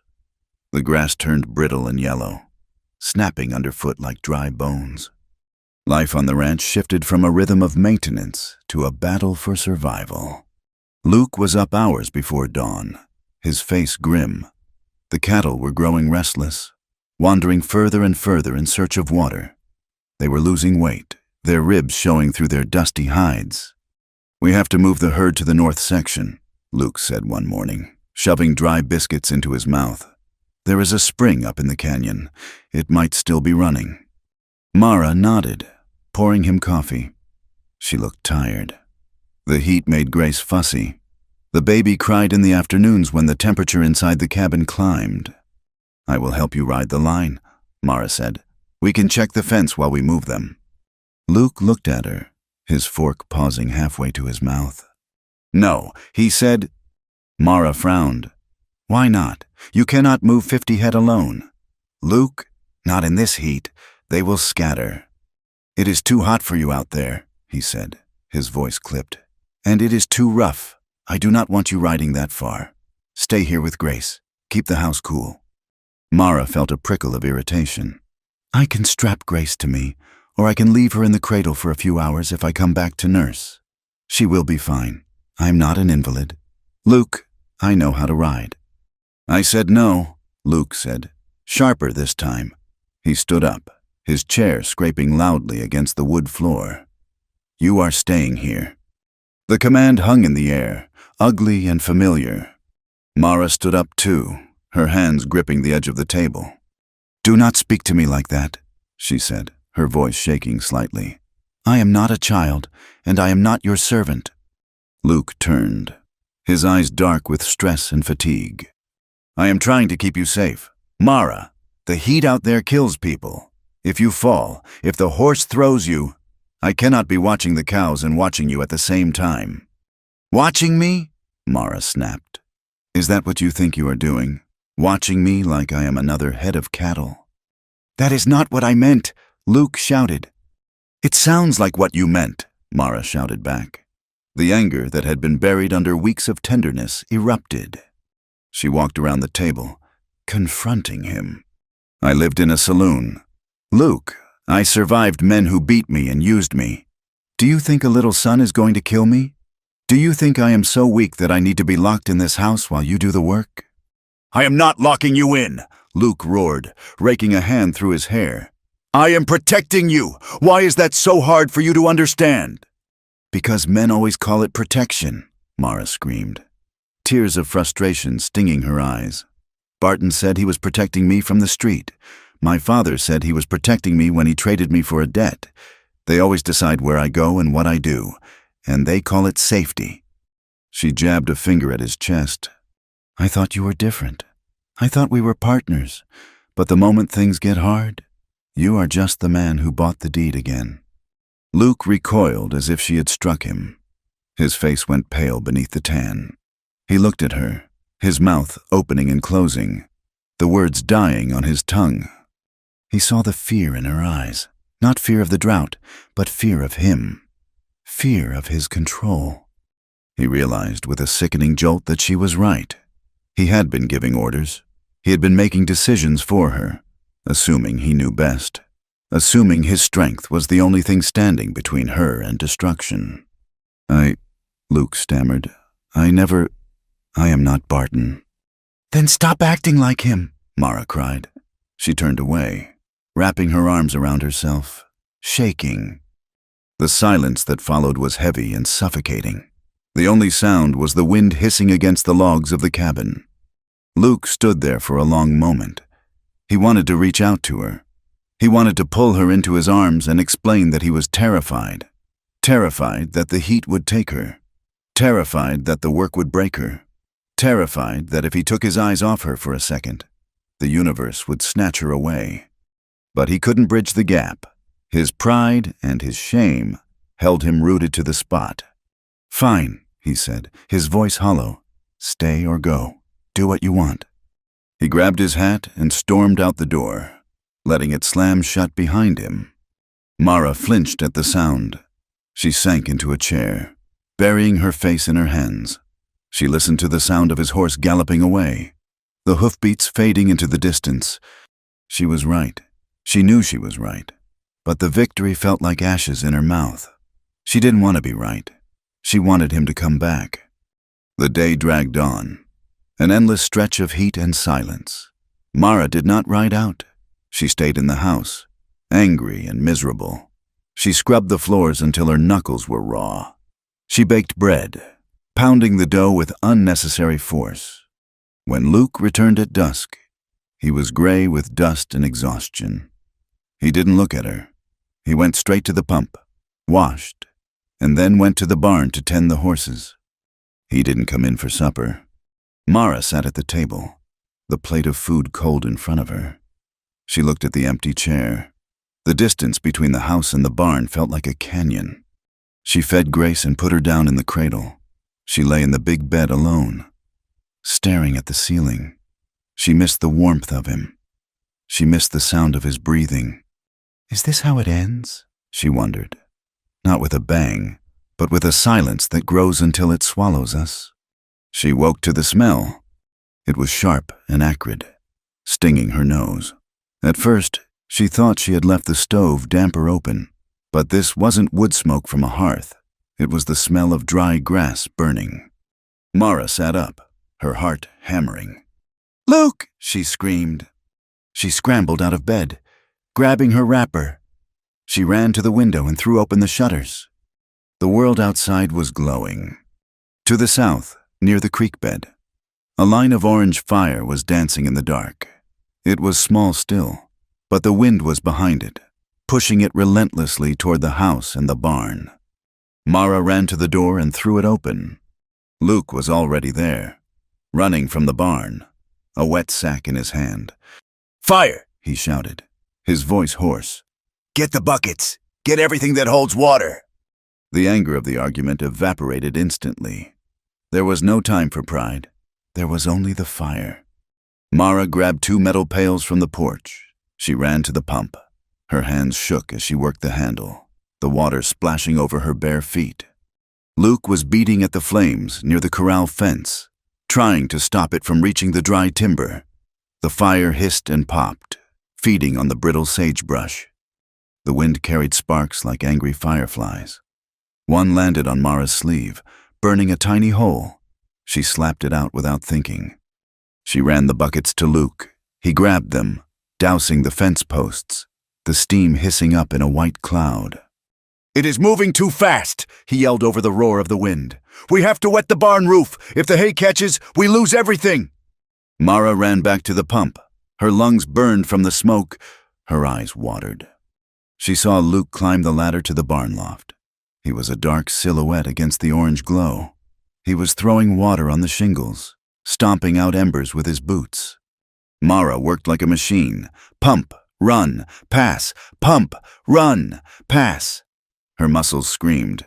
Her wrapper was soaked with water and sweat, clinging to her legs. The fire licked at the corner of the barn. The old wood caught. "Get the horses!" Mara screamed.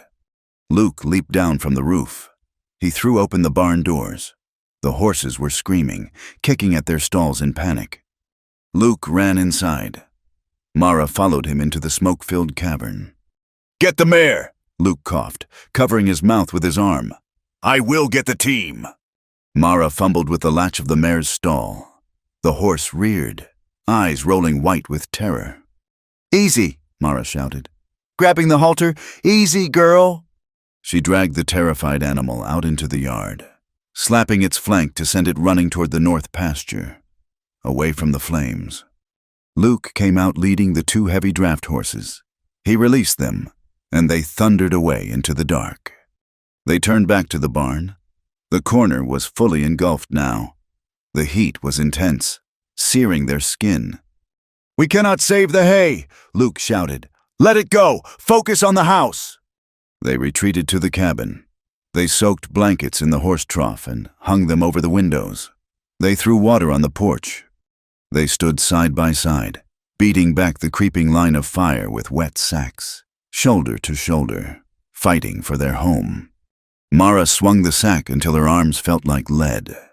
She coughed, spitting out black phlegm. She looked at Luke. His face was streaked with soot, his eyebrows singed. He looked like a demon, or an angel of vengeance.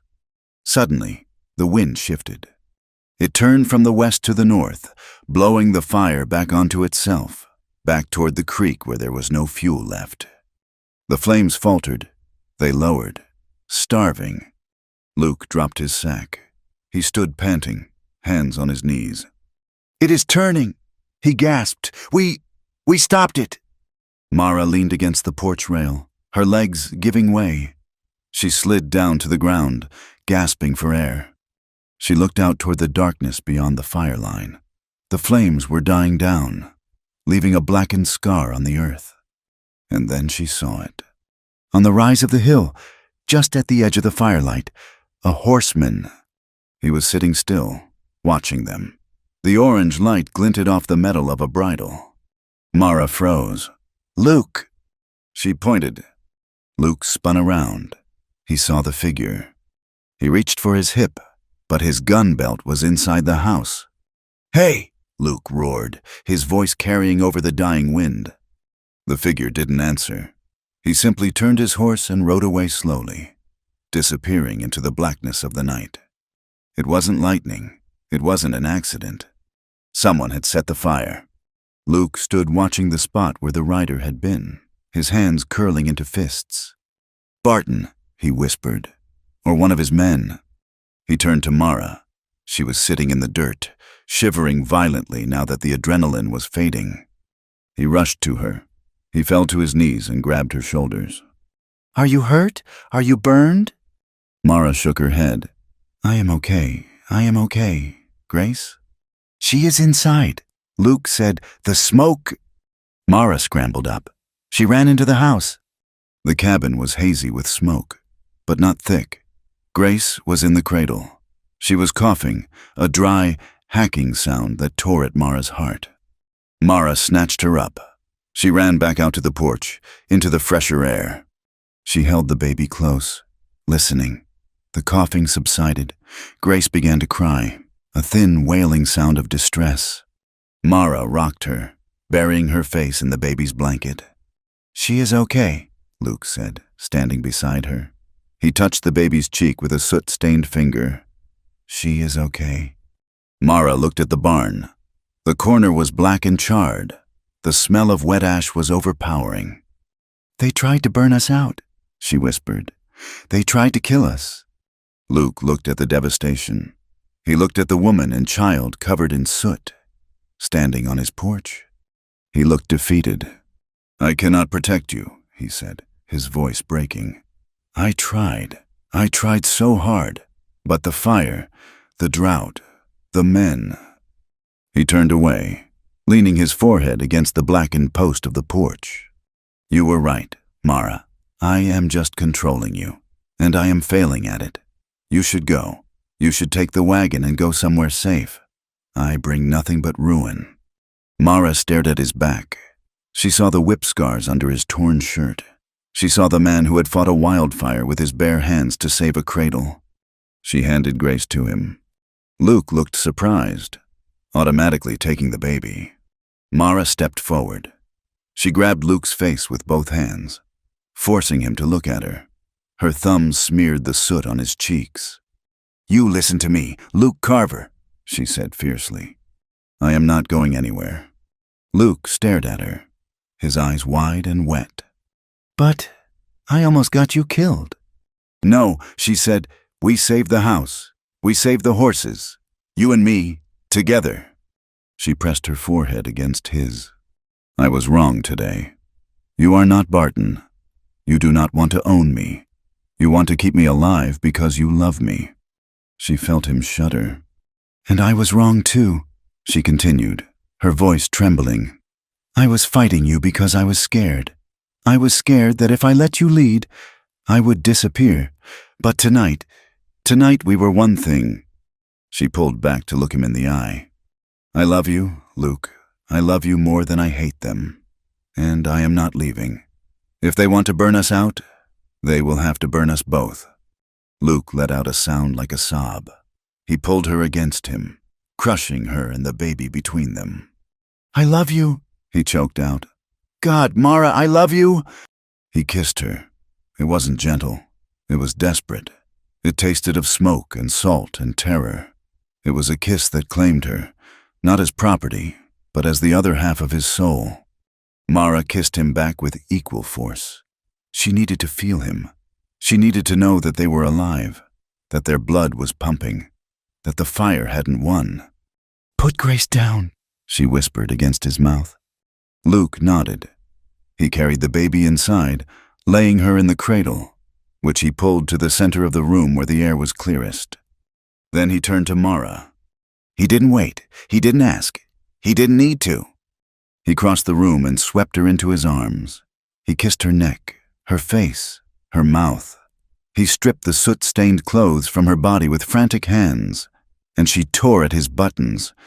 They fell onto the bed together. There was no slow exploration tonight. There was no hesitation. It was a collision of bodies driven by the primal need to affirm life in the face of death. Luke moved over her, his weight heavy and grounding. Mara wrapped her legs around him, pulling him deeper, needing to feel him everywhere. I am here, he groaned against her skin. I am here. I know, she cried out, I know. They moved together with a rhythm that matched the storm of their emotions, hard, fast, intense. It was a reclaiming. They were reclaiming their bodies from the exhaustion, from the fear, from the men who watched in the dark. When the release came, it was explosive, leaving them both gasping, slick with sweat, clinging to each other as if the earth were falling away. They lay there in the dark, the smell of smoke still heavy in the air. Luke buried his face in Mara's hair.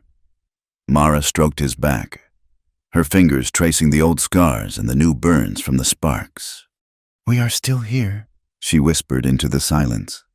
Luke tightened his arms around her. And we will stay here, he vowed, his voice grim and final. Let Barton come. Let him come. I am done hiding. Mara closed her eyes. She knew the fight wasn't over. In fact, it had just begun. But as she drifted into a restless sleep, held tight in the arms of the silent rancher, she knew one thing for certain. She would never face it alone again. The poison that Barton Hale poured into the ear of Blackwood was slow-acting, but it was thorough. He did not storm through the streets screaming in rage. That was the way of a fool. Instead, he sat in the plush red velvet chair of his office at the Gilded Horn, pouring generous measures of whiskey for the men who mattered, the cattle buyers, the merchants, and the men who sat on the town council. He stole her, Barton would say, his voice low and reasonable, shaking his head with feigned regret. I had a contract with that girl, a labor contract to work off a significant debt. Luke Carver came in here, threw some money on a barrel, and rode off with my property and the inventory she was carrying. He meant the baby. To Barton, Grace was inventory. The lie took root in the fertile soil of the town's prejudice. Men who had always been unsettled by Luke's silence, by his scar, and by the way he looked through them rather than at them, found it easy to believe he was a villain. They whispered that he was depraved, that he had cheated an honest businessman, that he was holding a white woman against her will out there on the desolate plain. It was not about the law, it was about order, and Luke Carver was a disruption to the order. By the time Sheriff Miller rode out to the ranch 3 days later, he was not coming to ask questions. He was coming to settle a grievance. The sheriff brought 2 deputies with him, young men with nervous eyes and hands that hovered too close to their holsters. They rode up the long track to the ranch house just as the sun was hitting its zenith, the heat shimmering off the hard-packed earth. Luke was waiting for them. He stood on the porch, his boots planted wide, his thumbs hooked into his belt. The Winchester rifle leaned against the doorframe, close enough to reach in a heartbeat, far enough to claim he wasn't threatening anyone. Mara stood behind him, in the shadow of the doorway. She held Grace against her shoulder, her hand cupping the back of the baby's head. Her heart beat against her ribs like a trapped bird, but her feet were rooted to the floorboards. She was done hiding. Sheriff Miller reined in his horse 10 yards from the porch. He looked tired. He looked like a man who knew he was doing wrong, but had convinced himself it was necessary. "Morning, Luke," Miller said, touching the brim of his hat. "Sheriff," Luke replied. His voice was flat, offering no welcome. "I have got a paper here." "Luke," Miller said, reaching into his vest pocket and pulling out a folded document. "It is a writ of retrieval. Barton Hale swears out a complaint that you have absconded with contracted property. Specifically, the woman known as Mara and her female child." Luke did not move. "I have a bill of sale," Luke said, "signed by Barton himself.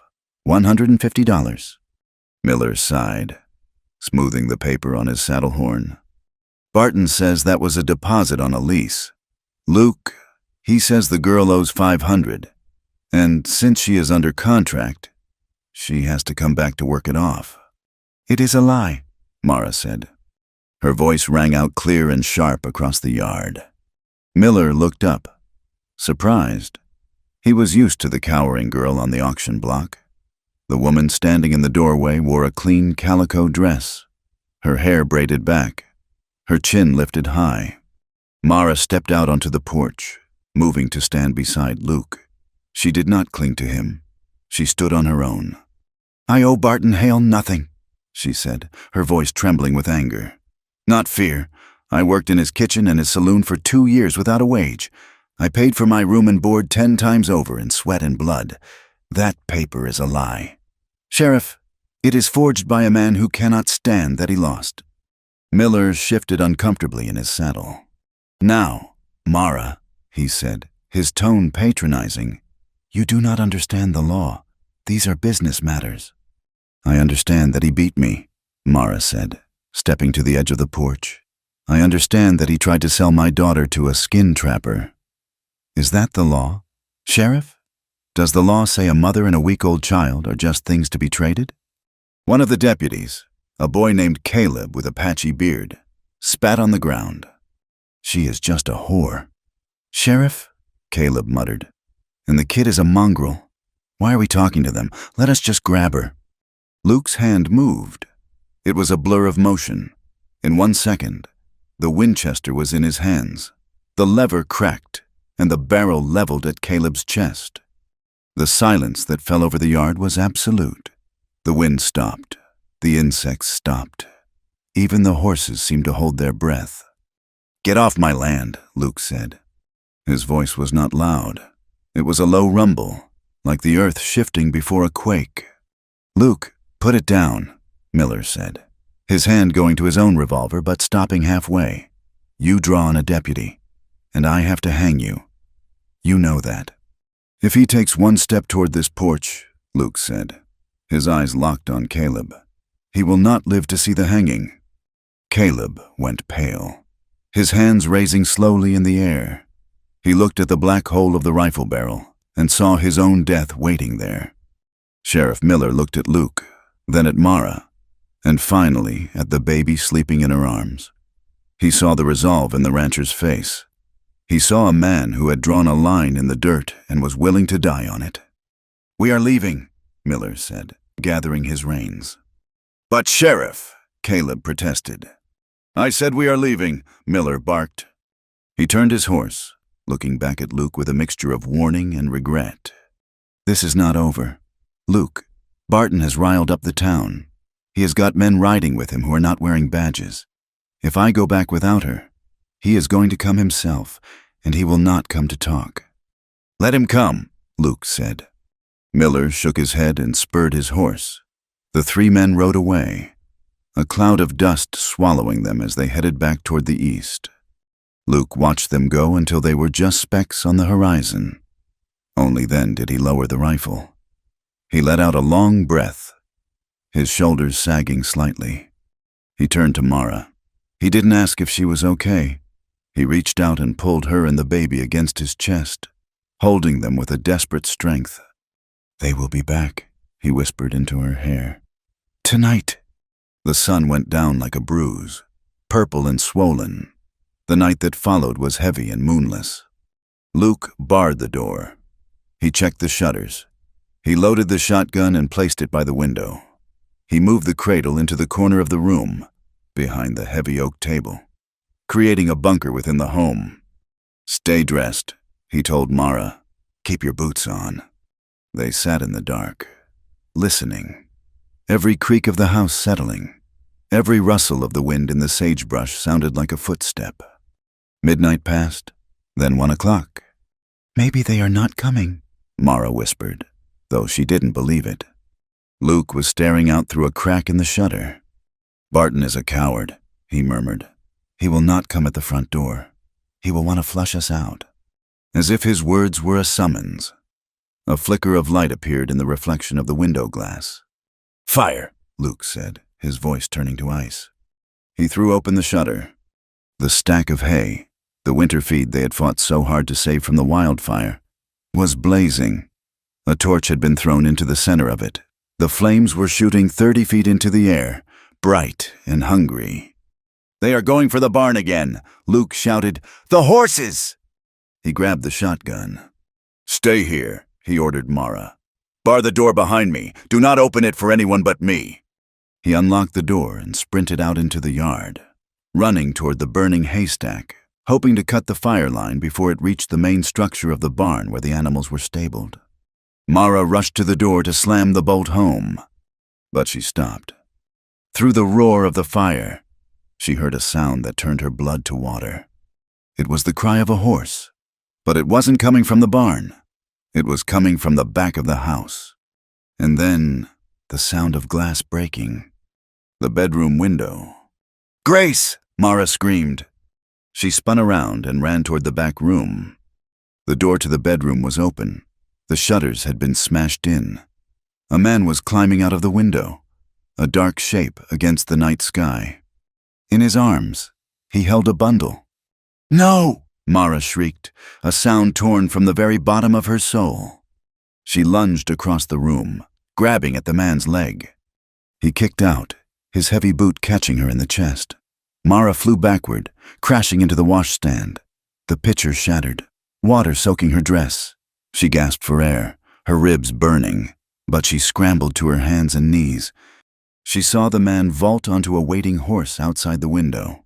She saw the flash of the white blanket in the darkness. "Luke!" she screamed. "Luke! They have her!" She ran out the front door, stumbling into the yard. Luke was halfway to the barn. He heard her scream, a sound of such pure terror that he skidded to a halt. He turned to see Mara running toward him, her face illuminated by the firelight, her arms empty. He did not need to ask. He raised the shotgun and fired blindly into the darkness beyond the house. A roar of defiance that hit nothing but the night. Hoofbeats hammered against the hard earth, fading fast, riding east toward the canyons. Luke ran to Mara. She collapsed into his arms, sobbing, her body convulsing. "They took her. She choked out. They took my baby. Oh God, Luke, they took her." Luke looked at the darkness where the riders had vanished. A cold, deadly calm settled over him. It was the calm of the soldier who has nothing left to lose. He did not speak. He practically carried Mara back to the porch. There, nailed to the door frame with a skinning knife, was a piece of paper. Luke pulled the knife free. He held the paper up to the light of the burning hay. The handwriting was jagged and crude. "She belongs to me. You want the brat? Bring the girl. Box Canyon. Sunrise. Come alone. Any tricks? The kid stays with me." Mara read the words over his shoulder. She stopped crying. The tears simply stopped, replaced by a horror so profound it left no room for grief. "It is me," she whispered. "It is my fault." "No," Luke said, crushing the paper in his fist. "It is," she said, pulling away from him. Her voice was hollow. "I am the poison. Luke, I brought this to your door. If you had never bought me." She looked at him, her eyes wild. I have to go to him." She turned toward the corral, as if she intended to walk to the canyon right then. Luke grabbed her arm. "Stop," he commanded. "Let me go," she screamed, fighting him, hitting his chest with her fists. "He will hurt her. He will kill her to punish me. I have to give him what he wants." Luke wrapped his arms around her, pinning her arms to her sides, holding her tight as she thrashed against him. "Mara, listen to me, listen!" He pressed his face against hers, mingling his sweat with her tears. "If you go to him like this, he will kill you both," he said, his voice rough and urgent. "He does not want to trade. He wants to win. He wants to break us." Mara went limp in his arms, sagging against him. "What do we do?" she sobbed. "What do we do?" "We wait for light," Luke said, "and then we ride together." The hours before dawn were an eternity. They did not go inside. The house felt violated, the empty cradle a gaping wound in the room. They sat on the porch steps, wrapped in the same blanket, watching the embers of the haystack die down to gray ash. The silence of the plains was heavy, pressing in on their ears. Every second that ticked by was a second Grace was alone, cold, perhaps hungry, in the hands of men who saw her as leverage. Mara sat with her head on Luke's shoulder. She felt old. She felt like the girl who had stood on the auction block, powerless and small. "I would die for her, Luke," she whispered into the dark. "I know," he said. "No," Mara said, shifting to look at him. "I mean it. If it comes to it, if he says it is me or her, you let me go. You take her and you ride. You promise me." Luke looked at her. In the starlight, her face was pale, etched with a determination that frightened him. "I am not trading you, Mara," he said. "You might have to," she said. "I would rather die free, knowing she is safe with you, than live 100 years wondering what happened to her, or live back under his boot." She took his hand, her fingers cold. "I am your woman. Luke, I chose you, and because I chose you, I can choose this. If I have to give myself up to save her, I will. And you have to let me." Luke gripped her hand until her bones ground together. He wanted to refuse. He wanted to tell her that he would kill every man in that canyon before he let anyone touch her again. But he was a soldier. He knew that sometimes. The battle demanded a price. "I promise," he said, his voice sounding like it was being torn from his throat. "I promise I will save Grace." "And you will not let him take me alive," Mara added softly.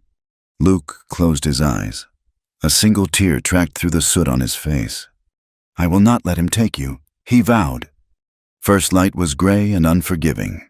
The sun did not rise so much as the darkness simply faded. revealing a landscape of sharp rocks and dry brush that looked like the bones of the earth. They rode out side by side, Luke on his big bay gelding, Mara on the roan mare. They did not speak. There were no words left. Luke wore his gun belt. The Winchester was scabbarded on his saddle. He looked like a reaper, his face set in a mask of stone. Mara rode with her back straight. She wore the coat Luke had given her on the first day, the canvas oversized and heavy. Inside the pocket, her hand was wrapped around a small, pearl-handled revolver, a hideout gun Luke had given her weeks ago. The box canyon was 5 miles east. It was a dead end, a box of sheer red rock walls with only one way in and one way out. A trap. As they rode into the mouth of the canyon, the air grew still. Ravens circled overhead, black specks against the gray sky. Waiting. The whole West seemed to be holding its breath, watching to see if love was strong enough to stand against this kind of cruelty. They rounded the final bend. Barton Hale was waiting. He stood near the back of the canyon, where the rock wall rose 100 feet straight up. He was flanked by 4 men. They were hard men, drifters and hired guns, holding rifles loosely in their hands. And there, at Barton's feet, was a bundle wrapped in a dirty blanket. Grace. She was crying. The sound echoed off the canyon walls, thin and terrified, piercing Mara's heart like a needle. Luke reined in his horse 50 yards away. Mara stopped beside him. Barton smiled. It was a wide, triumphant grin that showed his teeth. "You are punctual." "Carver," Barton called out. "I appreciate that." "Where is the baby?" Luke shouted. "Right here," Barton said, nudging the bundle with the toe of his boot. "She is a loud little thing. Kept the boys awake all night." Mara let out a low sound of distress, gripping her reins. "I brought the girl," Luke said. "Now let the child go." Barton laughed. It was a dry, scratching sound. "Not just yet. I want to see you walk away. Carver, I want to see you get down off that horse, unbuckle that gun belt, and drop it in the dirt. Then you turn around and you walk out of here, alone." "And Mara?" Luke asked. "Mara comes to me," Barton said, his eyes fixing on her with a look of pure, venomous ownership. "She knows where she belongs." Luke looked at Mara. This was the moment. "Do it," Mara whispered. Luke slowly dismounted. He stood by his horse. He unbuckled his heavy gun belt. The holster and the Colt revolver fell to the dust with a heavy thud. He pulled the Winchester from the scabbard and threw it down beside the belt. "There," Luke said, raising his empty hands. "Now give her the baby." Barton nodded to Mara. "Come here, girl. Come get your bastard." Mara slid down from the mare. Her legs felt heavy, but she did not stumble. She wrapped the coat tighter around herself. She began to walk. Every step was a mile. The distance between Luke and Barton felt like the distance between heaven and hell. She could feel the eyes of the gunmen on her. She could hear Grace crying. She kept her eyes locked on the child. "I am coming. Grace, Mama is coming." She could feel Luke's gaze on her back. It was a physical weight, a shield of love and desperation. She knew that even unarmed. He was coiled like a spring, waiting for one mistake, one opening. She reached the halfway point, 25 yards from Luke, 25 yards from Barton.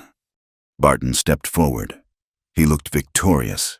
He looked like a man who had reclaimed his property and crushed his enemy.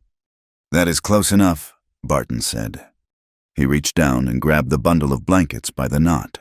He lifted Grace up, dangling her carelessly in the air. The baby shrieked. One of the gunmen, a man with a long duster coat standing to Barton's left, shifted his feet. He looked at the crying baby. Then at Barton. He looked uneasy. "Put her down, Barton," the gunman muttered. "We got the girl. Do not hold the kid like that." "Shut up, Pete," Barton snapped, not looking at him. He looked at Mara. "On your knees, Mara," Barton commanded. "Crawl the rest of the way. Beg me to take you back." Mara stopped. She looked at the man who had owned her for 2 years. She looked at the cruelty etched into his face. "No," she said. Barton's face reddened. "What did you say?" "I said no," Mara said, her voice rising, echoing off the rocks. "I am not crawling, and I am not yours." Barton sneered. "You are whatever I say you are." He shook the baby violently. "I will drop her. Mara, I will drop her right on these rocks."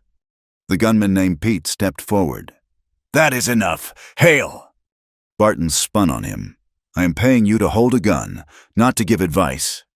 The distraction was split-second. The baby was swinging in the air. The men were looking at Barton.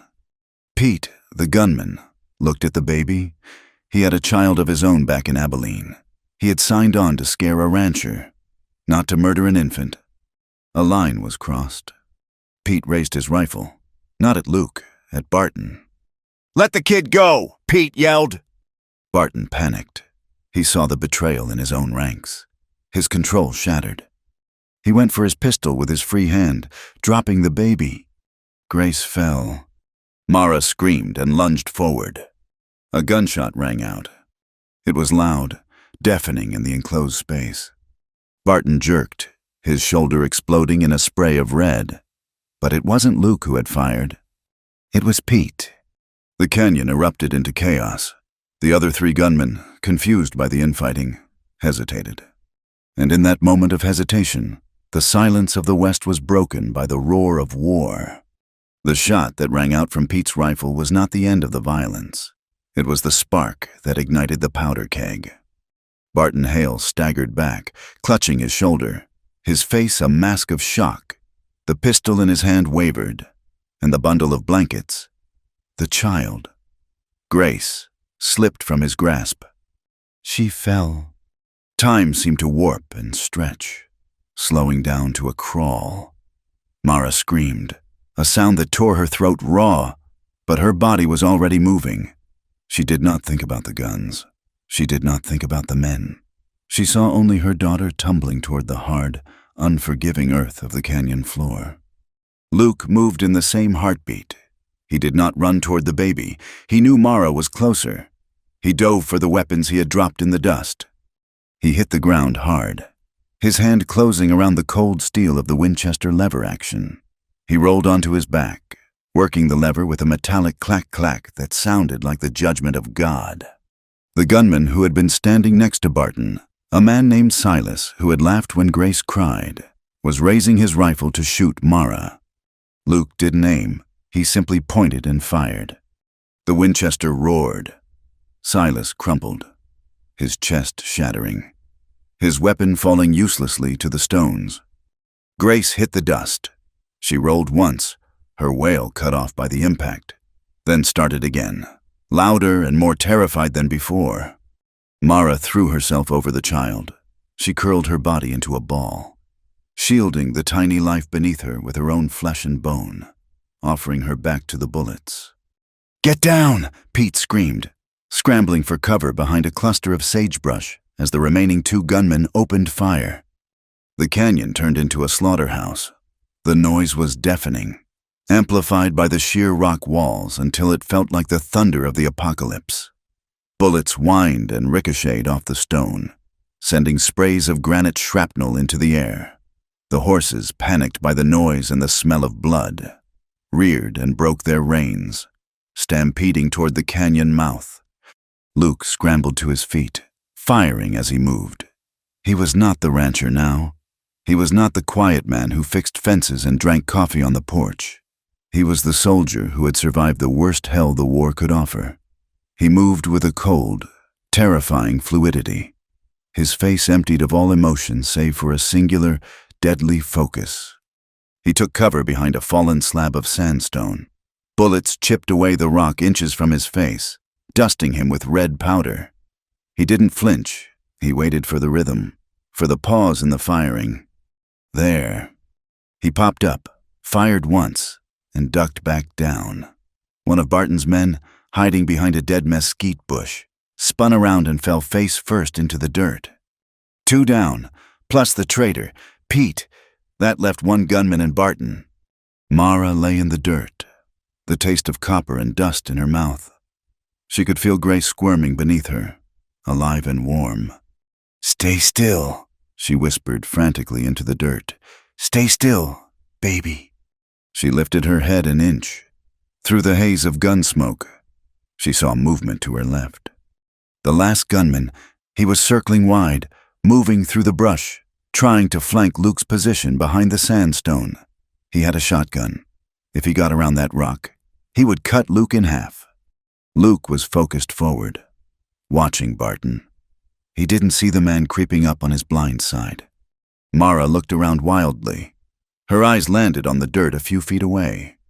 The pearl-handled revolver. It had fallen from her pocket when she dove for Grace. She reached out, her fingers scrabbling in the grit. She grabbed the cold metal grip. It felt heavy in her hand, heavier than it had during the lessons behind the barn. She remembered Luke's voice, low and steady in her ear. "Do not pull. Squeeze. Let the wood become part of your bone." She sat up. She was exposed. She didn't care. She leveled the revolver at the man creeping toward Luke. Her hand was shaking so hard she thought she might drop the gun. The man was 30 feet away. He raised his shotgun. Sensing her movement, turning toward her, Mara took a breath. She held it. She forced her hand to still. She squeezed. The revolver kicked in her hand, the recoil jarring her shoulder. The shot went wide, hitting the gunman in the hip rather than the chest. But it was enough. The man screamed, his leg buckling. His shotgun blast went wild, tearing into the sky. Luke spun around at the sound. He saw Mara holding the smoking gun. He saw the wounded man trying to raise his weapon again. Luke didn't hesitate. He put a bullet through the man's heart before he could pull the trigger a second time. Silence slammed back into the canyon, heavy and ringing. Luke looked at Mara. His eyes were wide, filled with a mixture of terror and fierce pride. He nodded once, a sharp jerk of his chin. Then he turned back to the end of the canyon. "Barton!" Luke roared. There was no answer. Just the sound of the wind hissing through the rocks and the groans of the dying men. Luke reloaded the Winchester as he walked forward. He moved past the bodies without looking down. He stepped over the rocks, his boots crunching on the gravel. Barton Hale was trying to climb. He had scrambled up a scree slope toward a narrow ledge, dragging his wounded leg behind him, leaving a smear of bright red blood on the gray stones. He was panicked, thrashing like a trapped rat. He reached the ledge and turned, trying to bring his pistol to bear. Luke stopped at the bottom of the slope. He raised the rifle. "Drop it," Luke commanded. Barton's hand shook. He looked at the rifle pointed at his chest. He looked at the bodies of his hired men scattered in the dust. He let the pistol clatter to the stone ledge. "It is over, Barton," Luke said, his voice flat. Barton laughed, but it was a wet, bubbling sound. He clutched his shoulder, leaning back against the canyon wall. "Over?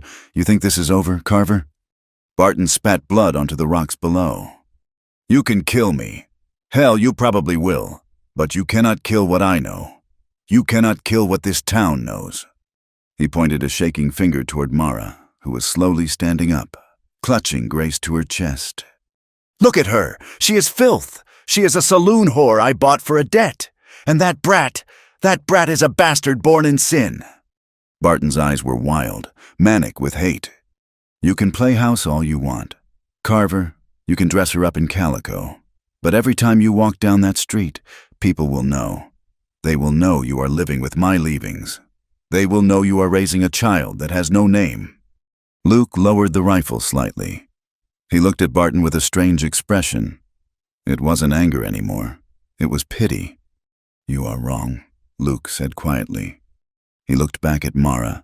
She was dusty, her dress torn, her hair wild. She was holding the baby with a fierceness that made her look like a queen of the plains. "She is not filth," Luke said, turning back to Barton. "And that child is not a bastard." Luke took a step forward. "That is my family, Barton, and I know exactly who they are. They are the only clean things in this whole damn territory." Barton's face twisted. The truth of Luke's words, the absolute, unshakable conviction in them, stung him more than the bullet had. He couldn't stand it. He couldn't stand that the man of power, was dying alone in the dirt, while the man he despised stood tall. "I will take you all with me," Barton screamed. He reached into his boot.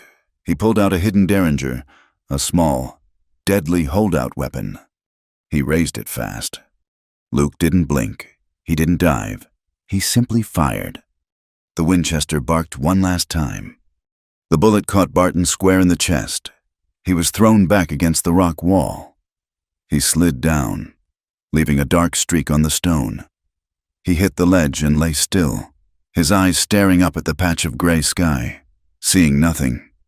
He was just a body now, just another piece of the West's long, bloody history, destined to be buried and forgotten under the red dust. Luke stood there for a long moment, the rifle smoking in his hands. The adrenaline began to fade, leaving his knees weak. "Luke!" Mara ran to him. She didn't care about the blood. She didn't care about the bodies. She slammed into him, burying her face in his chest, sobbing. "I got him," she wept. "I got him. I saved you." Luke dropped the rifle and wrapped his arms around her, crushing her and the baby against him. He buried his face in her hair, breathing in the scent of smoke and life. "You did," he whispered, his voice cracking. "You saved me, Mara. You saved us all." Grace began to cry again, a loud, indignant wail. It was the best sound Luke had ever heard. "We are okay," Luke said, rocking them both. "We are okay." Movement at the mouth of the canyon made Luke stiffen. He reached for his revolver, but stopped. It was Sheriff Miller. The lawman rode in slowly, followed by 3 men from town, the blacksmith and 2 ranchers who had never liked Barton's methods. They had followed the tracks, uneasy about the fire and the kidnapping. Miller pulled his horse up short when he saw the carnage. He looked at the bodies of the hired guns. He looked at Barton Hale dead on the ledge. He looked at Pete, who was sitting against a rock, nursing a shoulder wound, his rifle on the ground. And then he looked at Luke and Mara. He saw the way they clung to each other. He saw the baby alive in Mara's arms. He saw the fierce, unyielding look in Luke Carver's eyes. Miller took off his hat and wiped his brow. He looked up at Barton's body. "Is he dead?" Miller asked. "He is," Luke said. Miller nodded slowly. He looked at Pete. "He dropped the baby?" Miller asked the wounded gunman. "He did," Pete grunted. "Hale used the kid as a shield. I could not let that stand." Miller let out a long breath. He looked back at Luke. "Then it was self-defense," Miller said loudly, so the men with him could hear, "and defense of a child." He reached into his saddlebag and pulled out the paper, the writ of retrieval Barton had forced him to carry. He crumpled it up in his fist. "This paper is void," Miller said. "The debt is canceled." He looked at Mara. "You are a free woman, ma'am, and that child is under the protection of the county. Anyone touches them again answers to me." Mara looked at the sheriff. She didn't thank him. He had come too late for thanks, but she nodded, accepting the justice for what it was. Slow, imperfect, but finally real. "We are going home," Luke said. He helped Mara onto the mare. He mounted his own horse. They rode past the sheriff and his posse without looking back, leaving the canyon to the carrion birds and the law. The ride back to town was slow. The horses were tired, and the adrenaline had crashed, leaving a bone-deep exhaustion. But as the buildings of Blackwood appeared on the horizon, Mara sat up straighter. "We are not going around," she said. Luke looked at her. "We can take the back trail. We do not have to see them." "Yes, we do," Mara said. Her face was streaked with dirt and tears, but her eyes were clear. "I want them to see us. I want them to see that we are still standing." Luke studied her for a moment, then nodded. He turned his horse toward Main Street. They rode in at noon. The town was waking up to the news. The sheriff's posse had likely sent a rider ahead. People came out of the stores and the houses. They stood on the boardwalks, watching. There was whispering, of course. "He killed Barton Hale. Look at the blood on his coat. Is the baby alive?" But as Luke and Mara rode down the center of the street, the whispering died down. People saw the way Luke rode, head high, protective, unashamed. They saw Mara, not the cowering girl on the auction block, but a woman who had ridden into hell and come back with her child. Some of the women, the ones who had pulled their skirts away before, looked at the baby in Mara's arms. They saw the way Mara kissed the child's dusty forehead. They remembered their own fears, their own children, and in the silence, a shift happened. The judgment cracked, replaced by a grudging, silent respect. Luke pulled up in front of the Gilded Horn Saloon, the very spot where the auction had happened. He didn't get down, he just sat there, letting the town look at him. Mara shifted Grace to one arm. She looked at the crowd. She saw the faces of men who had bid on her. She saw the faces of women who had called her a whore. She spoke. Her voice was not loud, but in the hush of the street, it carried to every ear. "My name is Mara," she said. She looked directly at the crowd. "I am not a debt. I am not a thing to be sold. I belong to myself, and no one, no man, no bank, no saloon will ever own me again." She turned to Luke. She reached out and took his large, scarred hand in hers. She squeezed it, feeling the warmth, the strength, the promise. "And this man," she said, looking back at the town, her voice ringing with pride, "this man did not buy me. I chose him." She squeezed Luke's hand harder. "And he chose me." Luke looked at her, and for the first time in years, in front of the whole town, he smiled. It was a small, tired smile, but it transformed his face, making him look younger, lighter. "Let us go home," he said. They turned their horses and rode out of Blackwood. They left the whispers behind. They left the judgment behind. They rode west, toward the mountains, toward the ranch that waited for them in the sea of grass. The scars on the land healed, as they always did. The rains returned in October, washing away the ash of the wildfire. The grass pushed up through the blackened earth, greener and stronger than before, fed by the carbon of the burning. The scars on the people healed slower, but they healed. Luke and Mara rebuilt the barn. It took all winter. They worked side by side, fitting the boards, hammering the nails. Luke taught Mara how to plane the wood. Mara taught Luke how to laugh while they worked. There were nightmares, of course. Nights when Mara would wake up screaming, reaching for a baby she thought was gone. Nights when Luke would prowl the house with a shotgun, haunted by the memory of the fire. But they had each other. They would hold each other in the dark, whispering assurances until the sun came up. The ranch changed. It was no longer a fortress of solitude. It became a beacon.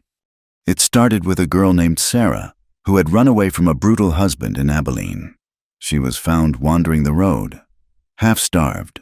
Mara took her in. She fed her, gave her a bed, and let her rest.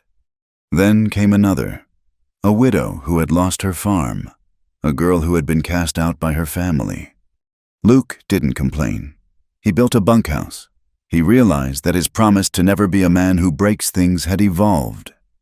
Now, he was a man who built a place where broken things could mend.